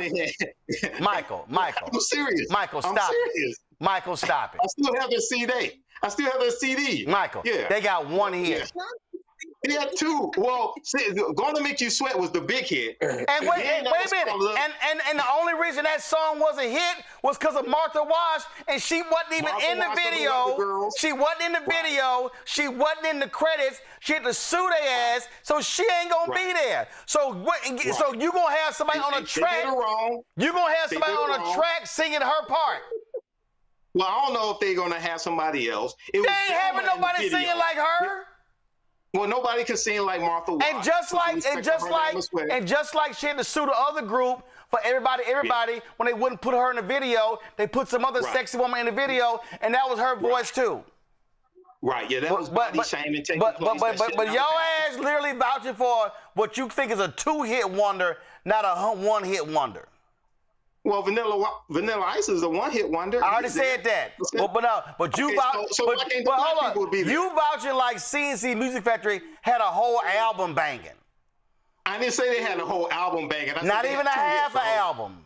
Roland, I said they had two hits. Not even a quarter of an album. Okay, and then that was Fabrice. Matt gone. Matt, I can't listen to any more of this from Michael. Matt gone. Dang, Matt. Why do we come on this show and let this happen every week that we come on, Michael? I don't understand it. But that's a conversation. Roland likes having us, Look, I ain't get a chance to talk about Brett Michaels. Here's my thought. So I think Michael was kind of getting to where I was, which is I'm a little dubious that they didn't necessarily know what they were signing up for. I mean, that's plausible, right? But it's also plausible that they wanted the exposure, and they're now ducking out because of backlash or whatever the case may be. Although I think in this case, it's probably more likely they really were misled, because it sounds like that's what I think Young MC said in a statement. I could be incorrect, but that there were some details that they were unclear on, and once they found out what it really was, they decided to back out. But look, people act in their own self-interest, so I wouldn't be surprised if some of these artists said, let me go ahead and get it, because I'll get the exposure and I'll get the money and I'll deal with fans, being mad about it. And I think on some level there is a question about with entertainers, to what extent should they be allowed to ply their trade, even if it's for somebody that you don't like. However, we also have a lot of evidence, in the past, of artists who stood up and said, I'm not going to perform here because you don't allow Black people to perform, right? Or I'm not going to perform here because of your stance on whatever other issues. So, morally, if that's something that is really a conviction of yours, you should be able to stand up and say, I'm not going to perform at a Trump-aligned event. And that's what makes me think maybe they concealed all the details to try to dupe them into performing. And we know that's kind of his MO, right? It's not being straight up about things and being fraudulent. So that might have been exactly what happened here. Yeah, okay. Bottom line is they all gonna cancel. And Trump gonna be out there doing his dumbass dance by himself, and maybe gonna have the village people perform every single day. All right, y'all. Employees of the Department of Labor received a long email strongly urging them to report violations of the Trump administration's ban on diversity, equity, and inclusion. The email sent to DOL workers on May 22nd said that DEI-related discrimination could include any employment action as motivated by an employee's or applicant's race, sex, national origin, or religion. It could also include practices like demographic targets or quotas in hiring or promotion, excluding candidates from training or networking opportunities and DEI training that stereotypes or demean employees. From the man who demeans people. The memo shows the DOL's commitment to continue the Trump administration's efforts to crack down on diversity initiatives following a 2025 executive order. Workers can report alleged violations for up to 3 years under the Office of Special Counsel statute of limitations, meaning they can flag instances dating back to the Biden administration. Idiots. You don't have any control over that. Folks, on Monday, the murder trial for 19-year-old Karmelo Anthony begins in Collin County, Texas. Anthony is charged with first-degree murder in the death of Austin Metcalf. On April 2nd, 2025, Metcalf and Anthony, both 17, got into an altercation at a Frisco ISD track meet. Anthony says he was only protecting himself when Metcalf, according to witness statements to police, tried to shove Anthony, who attended a rival high school, out of a pop-up tent. That's when Anthony grabbed a knife from his backpack and stabbed Metcalf in the heart. The emotionally charged, high-profile case has led to protests, threats, and doxing calls targeting both families and even a judge involved in the case. Thelma's going to be attending the trial and covering it for us. Thelma, this has gotten lots of attention. And just for folks who don't know, Collin County is north of Dallas County, but it ain't Dallas County. It is not Dallas County by a long shot.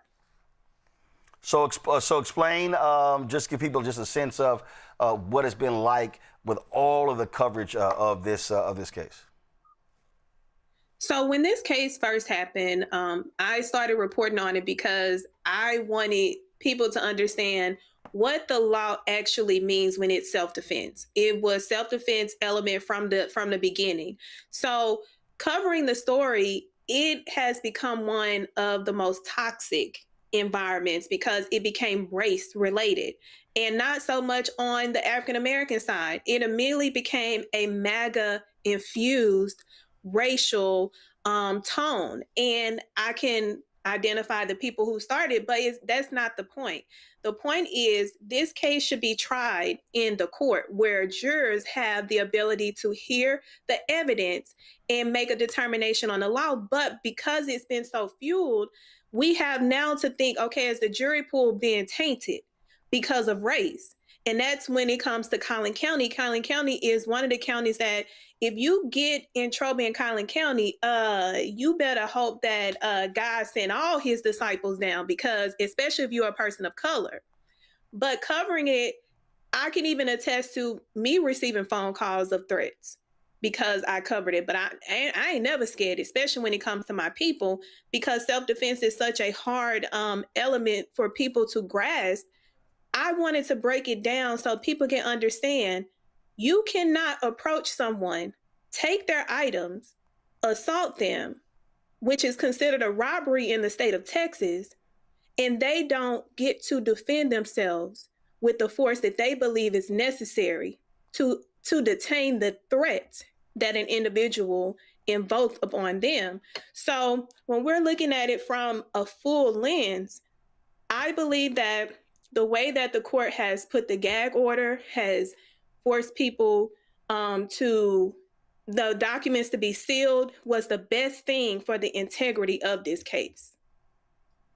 Well, it's going to be certainly interesting to see what happens, and so we'll look forward to your daily dispatches from the court. All right, let's quickly go to our Black Star Network headlines. We'll do that after the break.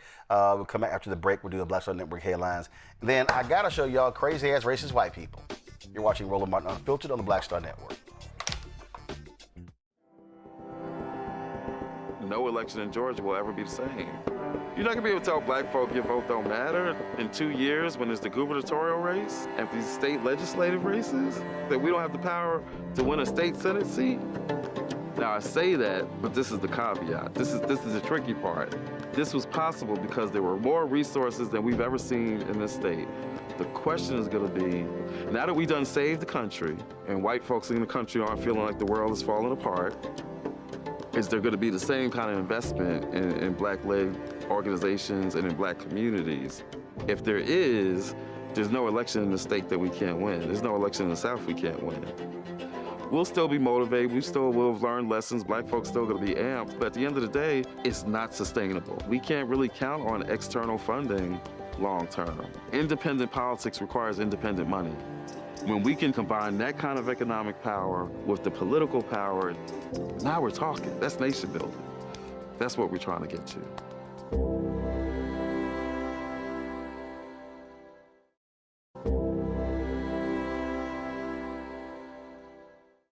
All right, folks, let me tell you about Chapter. Now, if you're on Medicare or about to be, the system is not set up to work for you. Too much fine print, too many plans, and too many people making money off of your confusion. And look, we're used to this. We're no strangers to systems that don't have our best interests at heart. But we don't have to accept it when it comes to Medicare. That's why I'm telling you about Chapter. Their advisors are independent and honest. In fact, they're the only Medicare advisors that compare every plan nationwide. And they're focused on one thing: what works for you. If there's a better plan out there, they'll find it. If you're already in the right one, they'll tell you that too. There are no games. Just last year, people who switched with Chapter saved an average of $1,100. It's 20 minutes and a real person. It's completely free. My parents actually have already called. My mom sent me a text. Folks, give Chapter a call at 724-264-8281, 724-264-8281, and connect with someone you can trust. Folks, these are the kind of services that we need for our audience here at Roland Martin Unfiltered and the Black Star Network. So call Chapter right now, 724-264-8281. Hi, I'm Swing Cash, Basketball Hall of Famer, and you're watching Black Star Network. All right, folks, time for Black Star Network headlines with Brittany Noble. A pregnant woman and her 4-year-old from Ghana, who have been detained for more than a week at a Washington, D.C. airport, will be heading back home. 38-year-old Annabella Geisy and her son arrived at Dulles International Airport May 19th with a valid tourist visa to seek medical treatment for her son's deformed hands. U.S. District Judge Liana Burkima told the government that the pregnant woman who came to the United States for a medical appointment for her child must be released from the hold room at the airport before the end of the day. She brought her son to the U.S. in 2024 to see a specialist for physical abnormalities. The ICE agent accused of shooting a Venezuelan immigrant during Minnesota's controversial Operation Metro Surge was arrested in Texas today. The Department of Homeland Security, general agents, and Texas Rangers arrested 52-year-old Christian Castro. Castro is charged with 4 counts of second-degree assault and 1 count of falsely reporting a crime for the January 14th incident. Authorities say he charged through the front door of 24-year-old Julio Cesar Sosa Solis's home, shooting him in the leg as they were searching for 26-year-old Alfredo Alejandro Aljorna. Castro lied about what happened, saying that Sosa Solis attacked federal agents with a shovel and a broomstick. Investigators later determined that the account was false and that federal prosecutors dropped the case against Sosa Solis. The former superintendent for Iowa's largest school district was sentenced to 2 years in prison today. ICE arrested the former leader of the Des Moines Public School District, Ian Roberts, in September. Roberts pleaded guilty in January to falsely claiming to be a U.S. citizen and illegally possessing firearms. Prosecutors say Roberts knowingly lacked employment authorization during his nearly 2-decade career in urban education and submitted a counterfeit Social Security card to get the job. In the courtroom, Roberts wiped away tears and told U.S. District Judge Rebecca Goodgame Ebinger that he regretted what he did. Roberts' attorney said that they expect that he will be deported to his native home in Guyana, South America, after he serves his sentence. Well, the Bureau of Engraving and Printing may print a commemorative $250 bill featuring President Donald Trump to mark the country's 250th anniversary. A Treasury Department spokesperson confirmed the plans in a statement, saying it was conducting appropriate planning and due diligence in response to active legislation. South Carolina Republican Representative Joe Wilson introduced that legislation. The design features a stern portrait of Trump with the flag's colors, the 250 logo, and the president's signature. U.S. law generally prohibits living people from appearing on currency, meaning any exception would have to be authorized by Congress. Black triplets, who doctors once said might never survive, are now proud HBCU graduates. Gabrielle, Nathaniel, and Janelle Morency were born prematurely at 30 weeks. Doctors warned their parents that carrying triplets made the pregnancy high risk. They recommended reducing the pregnancy to increase the chances of survival. However, the Morencys refused, and now, nearly 2 decades later, all three have graduated from Oakwood University. Janelle is pursuing a career in trauma surgery. Nathaniel is headed into cybersecurity, and Gabriel is headed to Johns Hopkins University to pursue electrical engineering. Their parents say they feel blessed and grateful for what they describe as a God-given gift. All right, Brittany, thanks a lot. Be sure to watch The Breakdown of Brittany Noble every day, noon Eastern on the Black Star Network. Every day, noon Eastern on the Black Star Network. All right, y'all, it's another day. And racist white folk will do what racist white folks do. In Tennessee, this white hooligan got caught on camera repeatedly using the N-word while boasting about being in Tennessee. I ain't got an angry girl. Well, that drive, jackass. No, jackass. Now it's that. I don't give a fuck if I'm white or not. You know where we're at? We're in Tennessee. It's where the KKK originated. It's fun. It's fun. Oh, now you want to hide. So you talk trash, and then when you realize they're recording, then you want to duck. No, that's not quite how those things go. And of course, they have been posting him. He's quite familiar now on social media. FAFO, Matt. Res ipsa loquitur. The thing speaks for itself. I have nothing to add besides FAFO. I mean, at this point, you know what time it is. And also, I mean, you have no expectation of privacy in public. You should presume people are recording. How many dumb things do we see on the internet like this all the time?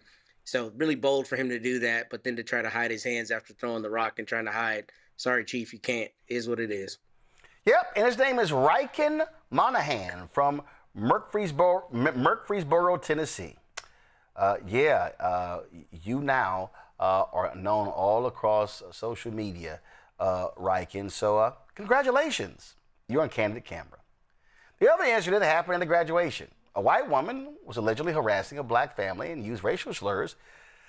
Well, she got what she didn't know she asked for when she looked at the black woman, grabs her phone, and just tosses it. Roll it. Well,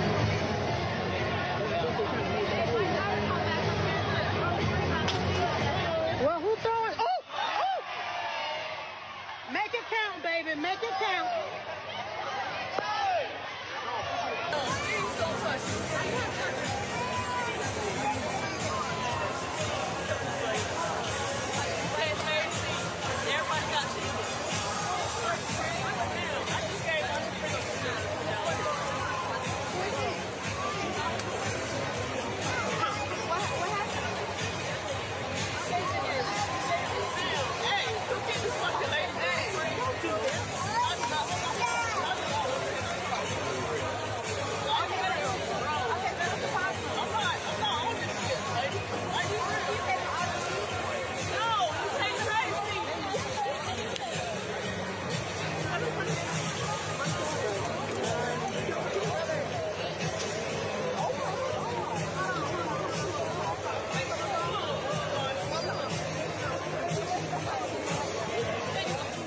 Okay, y'all, so there's another angle.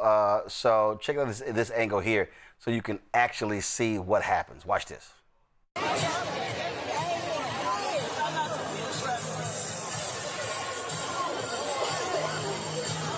you fucking... Wow. Oh! Fucking going to jail. Okay, all right. Before I go to my panel, I got to go ahead and do this. This is a public service announcement. No, keep panel up. This is really a public service announcement. All of you, when you're capturing these things in video, can you do me a favor? Can y'all please stop shooting vertical? See, pull the video back up, Henry. See, the problem is when y'all shoot this way, this is what we get, the black bars on the left and the right. So it's narrow, okay? That's a problem. So do me a favor. If you're gonna shoot somebody getting their ass whooped, I would like for y'all to shoot horizontal or landscape. Now, let me show you, okay? Also, here's the other tip right here, okay? If you're gonna shoot video, can y'all do me a favor and not screw up the actual action? Okay, Henry, roll the video. Y'all can see what I'm talking about. Audio, audio. Give me audio. Are you fucking... Wow. Okay, all right. Okay, so whoever shot, I don't understand why you pointed the camera down. You missed the punch. Okay, you missed the punch. Okay, you you missed the punch. I mean, you missed. We call that missing the money shot. Okay, we call that missing the money shot. All right. So like reminded me, we went in Cincinnati at the Cincinnati Music Festival, and I go on. Snoop Dogg calls me out to go on stage, and we dancing, and Antoine is shooting, and he actually misses the money shot, and I'm like, dude, how did you miss the shot? That's why you're here. Okay, so do me a favor. And also, here's the other thing.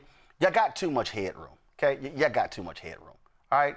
I mean, I'm just saying, all right? You're cutting the head off. So if you're going to shoot video, I need you to have a little bit more space up top. So that's give us some headroom.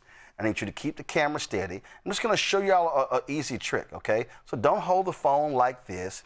So what you do is you take these two middle fingers and you place them on the back of the phone. This is also how you take selfies. And you put that index finger, that pinky finger below, and put that index finger on top. And then what you do is you don't have your phone deep into your palm. What you do is you put it right there in that little nook right there. And then that's how you now are able to control your video. Now you can sit here, and guess what? I can shoot right-handed. I can flip this sucker. I can shoot left-handed. Nope, Thelma, you're doing it wrong. You're absolutely doing it wrong, Thelma. That's just totally wrong, okay? So I'm just saying, because that way, when y'all catch somebody getting scored, Michael, you're doing it wrong too. When you catch somebody getting scored on, you can actually shoot all of the video. We can't see the dipping down, you missed the punch, all of that. But let's get back to it. Bottom line here, these white folks act a fool. They show their racism. Thelma, you a lawyer, okay? And people are commenting and say, because actually when the video, somebody said, oh, y'all going to jail. And the person's like, no, we didn't go to jail. We stayed for the graduation. But when a white woman grabbed her phone off of her body and tossed it, she was committing assault, and the black woman defended herself. That's absolutely correct. That is considered offensive contact. As soon as you touch someone and you are the aggressor, and depending on what state you're in, that can be something simple as a Class C all the way up to a felony. Now, she better be glad that's all that black woman did. See, I know that black woman held some composure, because if they was outside in that street, in that open field, it would have been up and stuck with her. And this is the thing with these white individuals. We are not our ancestors.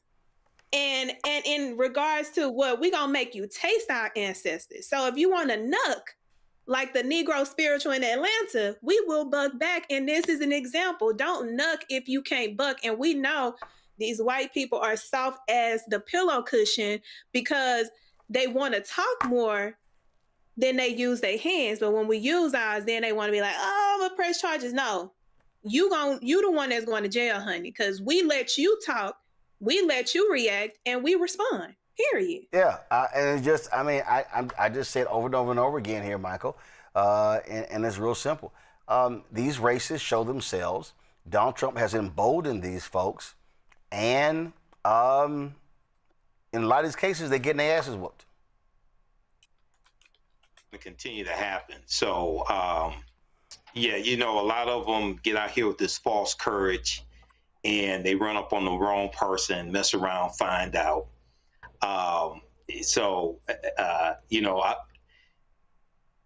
It's not a lot to add to this, but public service announcement to white people, you need to leave black people alone. I'm telling you right now, because it's and if you study our ancestors, we fought back and shot back too. Just study the history. Read the book, This Nonviolent Stuff That Gets You Killed, How Guns Made the Civil Rights Movement Possible by Professor Charles E. Cobb Jr. You've interviewed Professor Charles E. Cobb Jr., Roland, on your show, News One Now with Roland Martin, and you had him on your radio show. So y'all gonna mess around and run up on the wrong person, and this is what's gonna happen to you. And all I'm simply saying is, every time that happens, and it gets captured, we're gonna show y'all. But please, do me a favor, stop shooting videos vertical. Okay, it's getting on my damn nerves. I learned some. Okay, please do not shoot vertical. Vertical is 9:16. Okay. Mm-hmm. Television is 16:9. Right. This is 9:16. This is 16:9. You should always shoot video. And if you're gonna shoot video this way, Matt, grab your phone, please. Do you know how to do this? No, I'm definitely not doing that. No, Matt, I don't even want to hear it. I don't want to hear it. Matt, do you know how to do this? Nope. I will die on this hill, but you're right. Matt, right. Matt, you don't know how to do this? Video, but I'm not doing it. Matt, I do know how to do it. You know how to do but this? I'm not finna do it so you can come up with some crazy, Matt, you ain't right. No, I'm not. No, I'm just simply, I'm right. instructing, I'm simply instructing everybody on the panel. And first of all, here's the other deal. Henry, play that video again. Play the video again. Okay? All right, see right there. You ain't got to play it. Just stop it right there. Okay? Y'all, right there. That's a dirty screen. Okay? Okay, let me be real clear. When your video looks foggy, that means your screen is dirty. Okay? Let me help y'all with this here. Okay? So do me a favor. When your screen is dirty, don't do this. Right. Just saying. Don't, that's a smudge. Don't do that. So you should properly clean your lens, front and back. But if you're going to be shooting your back of the camera, shoot in the back. So there you go. You do it this way. And so go ahead, Thelma, hold your phone up. Hold your phone up. Let's see how you do it. See, Thelma, I told you. Damn it. Cut that vertical shit out. I told you. Right? No, see, right there. See, right there. Your camera's going to be unsteady. See, you got, nope. Because see, you do it with that right hand, it's going to get in the way of the lenses. Nope. Put those middle two fingers on the back. See, Matt is being obstinate, okay? See, Matt was that child who you would say thank you for the cookie, and he'd be like, see, that was Matt. That was Matt. Matt was like my twin niece Raquel, who refused to say thank you. No. And she looked at me like she refused to do it, but her twin sister Rachel was like, thank you, because Rachel wanted that cookie. See, the thing is, you can't leave well enough alone, because I already told you I agree with you how to shoot it. And see right here, okay? So then Michael think he's being, you know, he think he's being fancy by holding a portable tripod. But see, the reality is you're not always gonna have that. So learn how to shoot this way. And last thing, do me a favor, turn on the function on your phone that shows the lines, so that way your ass ain't shooting crooked. Okay, all right. That's the last of this class I'm giving today. It just drives me crazy every time I see a 16:9 video. It just drives me crazy. I just can't stand it. I can't stand it. It just gets on my nerves. It gets on my nerves. It just does. Okay. I think that's it. Oh, nope. That's not it. Before we go, show the photo, please. I got a text today, y'all. Got a text from Enid Dockett. And Enid Dockett sent me a text, and she said, hope you're well. Yes, paid subscriber still. My mom in Ohio, a loyal you watcher, passed a few weeks ago. By the way, she was 99. Enid had sent me a photo on January 22nd saying her mom had turned 99 this week. Her mom was a huge supporter of this show. She watched me, and she was a paid subscriber. And so certainly condolences to Enid and her mom. Her mom's name was Georgia Dockett. Her name was Georgia Dockett. She was from Rome, Georgia. She passed away at the age of 99 a few weeks ago. She watched this show. She supported this show. I certainly appreciate it. And I say that because when we travel around this country, I meet a lot of our fans, people who support this show. People walk up to me and literally give me money. Somebody put a check in my hand when we were in Montgomery. These things happen all the time, and we appreciate that because support of this show is critical. We don't have millionaires and billionaires cutting checks. I was reading a story in the Daily Wire that's Ben Shapiro's group, and a Texas billionaire gave him almost $5 million to start the Daily Wire. That's what happens. Right-wing media, they're cutting them crazy amounts of checks every single day. And y'all got to understand, black-owned media, listen, folks that don't have jobs, they're laying people off. And I'll tell you right now, Thelma's going to be there. Thelma's a lawyer in Dallas. She's going to be at that trial. I will be shocked, and Thelma's going to let us know, I will be shocked if you have any black-owned media who's going to be at that trial. You're going to have white media. I'm telling you right now. You're going to have local media there. Conservative media is going to be out there. I wouldn't be surprised if these networks out there. And that's the whole thing. We see this all the time. And so those things happen. And this is why we have to support black-owned media, because I'm telling y'all, there are stories that happen all around the country that don't get any coverage, any attention.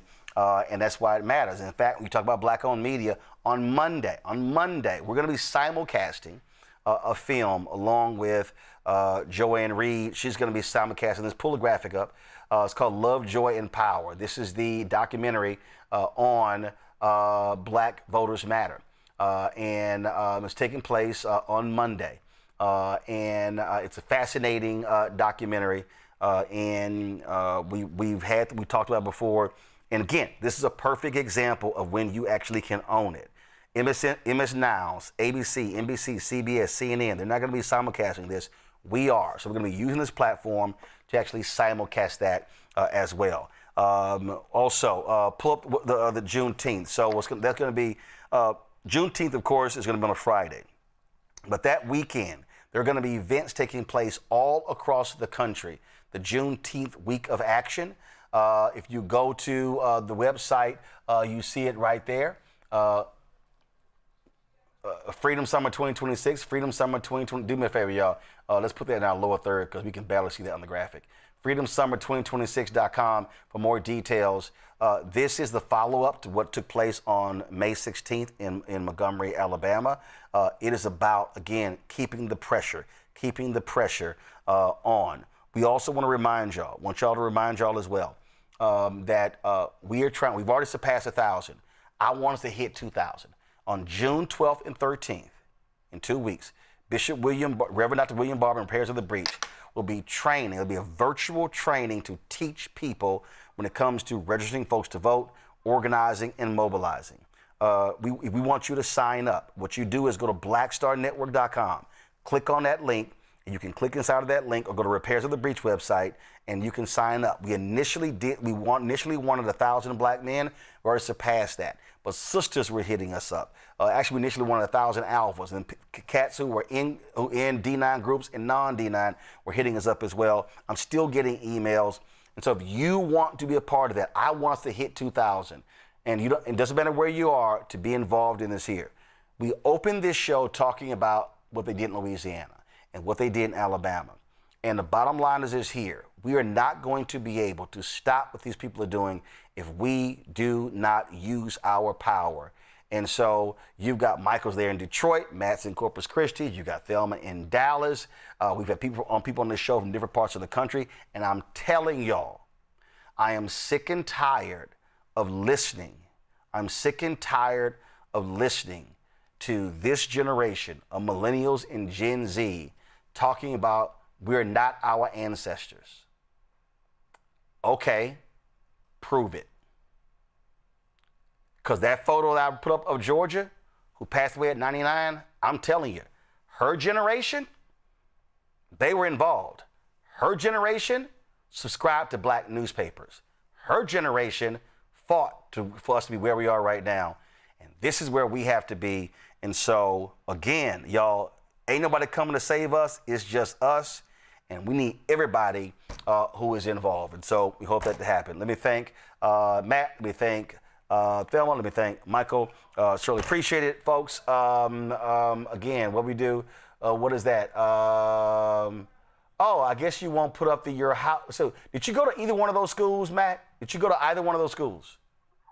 You thought I forgot about how you ran? No, I didn't run. 27-17. And you No, didn't show up. first of all, I didn't run it next week. Okay, excuse me. Don't forget, my excuse brother. me if I have. Don't forget. Excuse me if I have speeches. Excuse me if I have speeches. But Matt, also, did you go to either one of those schools? Did you go to either one of those schools? That's not the point. No, that doesn't matter. I'm just asking, where'd you go to school? It doesn't matter. Where'd you go to school? It doesn't matter. I went to the Howard University. Yeah, but okay. That's not the point. So, and it's amazing. The point is, I've never you came ever, to Austin. I've you never took that ever, L and you ran. I've never ever seen you reference a Howard football game, ever.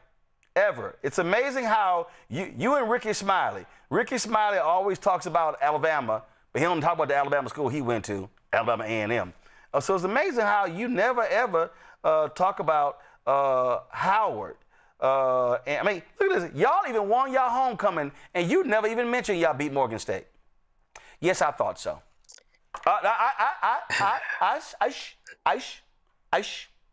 I thought so. Your deflection is ineffective, my No, brother. I'm not. I'm just saying, you never ever brought up Howard. Have more Super Bowl You wins never ever brought up Howard. Texans. You've never ever brought up Howard football. Ever. That's not the point, bro. You won't even bring up the Howard golf team, the Howard basketball team. You barely wore a Howard shirt on this show. Matter of fact, I doubt there's anything in your office right now with Howard on it. There's a lot of things in my office with Howard on it, including that expensive receipt on my wall. Hold up, zoom out. I'm in my conference room. Oh, I do this for the aesthetics, baby. You know what I mean? Oh, you're in your conference room, so you don't have Howard stuff in your conference room?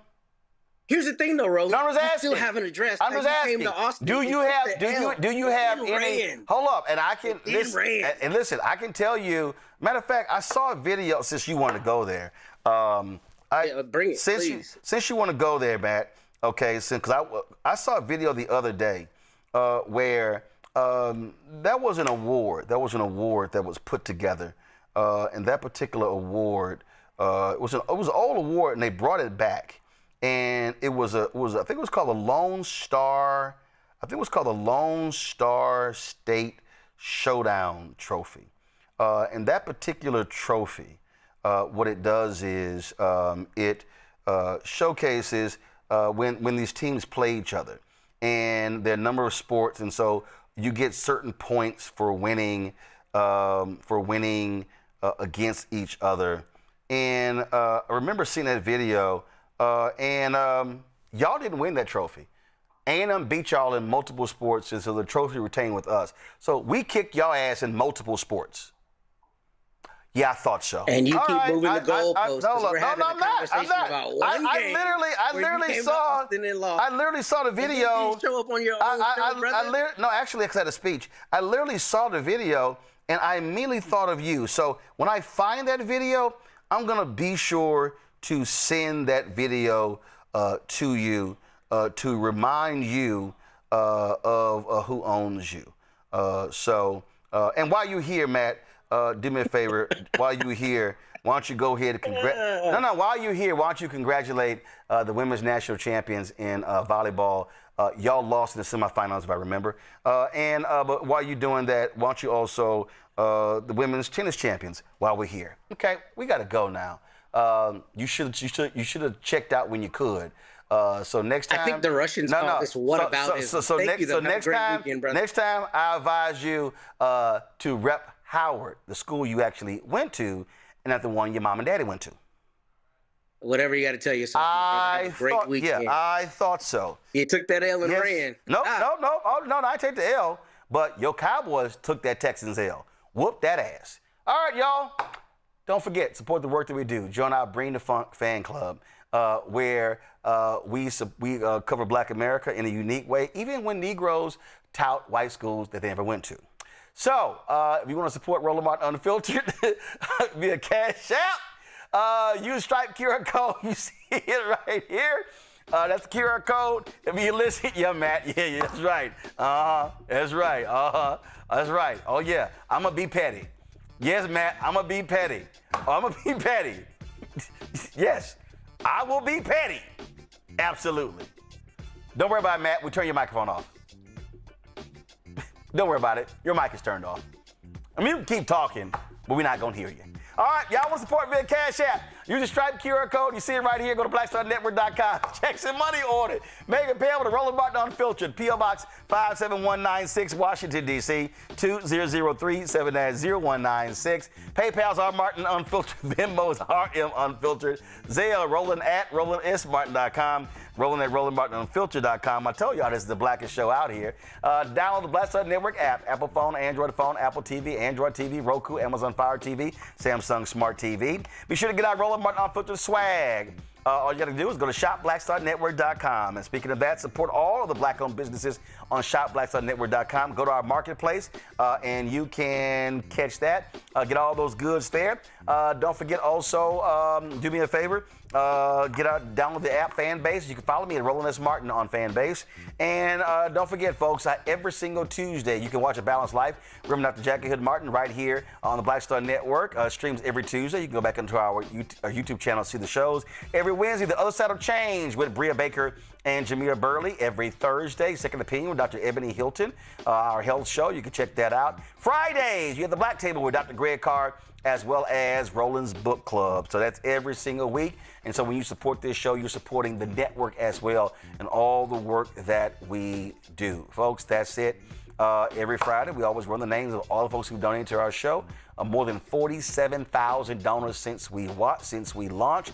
We always salute every person, whether you gave $1 or whether you gave $30,000. We treat you the same, and we're appreciative of every single dollar. And some of y'all have been inquiring into the chat. I have no idea where I got this from. Somebody gave me this shirt, and this shirt honors black male writers.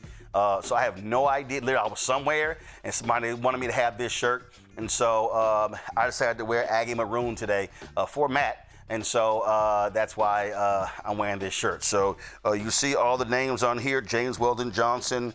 You see Ralph Ellison, James Baldwin, Langston Hughes, Paul Lawrence Dunbar, and Richard Wright. And yep, that's all the names on here. I think I'm missing somebody. Langston Hughes, James Baldwin. There we go. Ralph Ellison. Yep. So this shirt honors black male writers. So whoever gave it to me, I appreciate it. Thanks a bunch. I'm going to see y'all on Monday. Holla!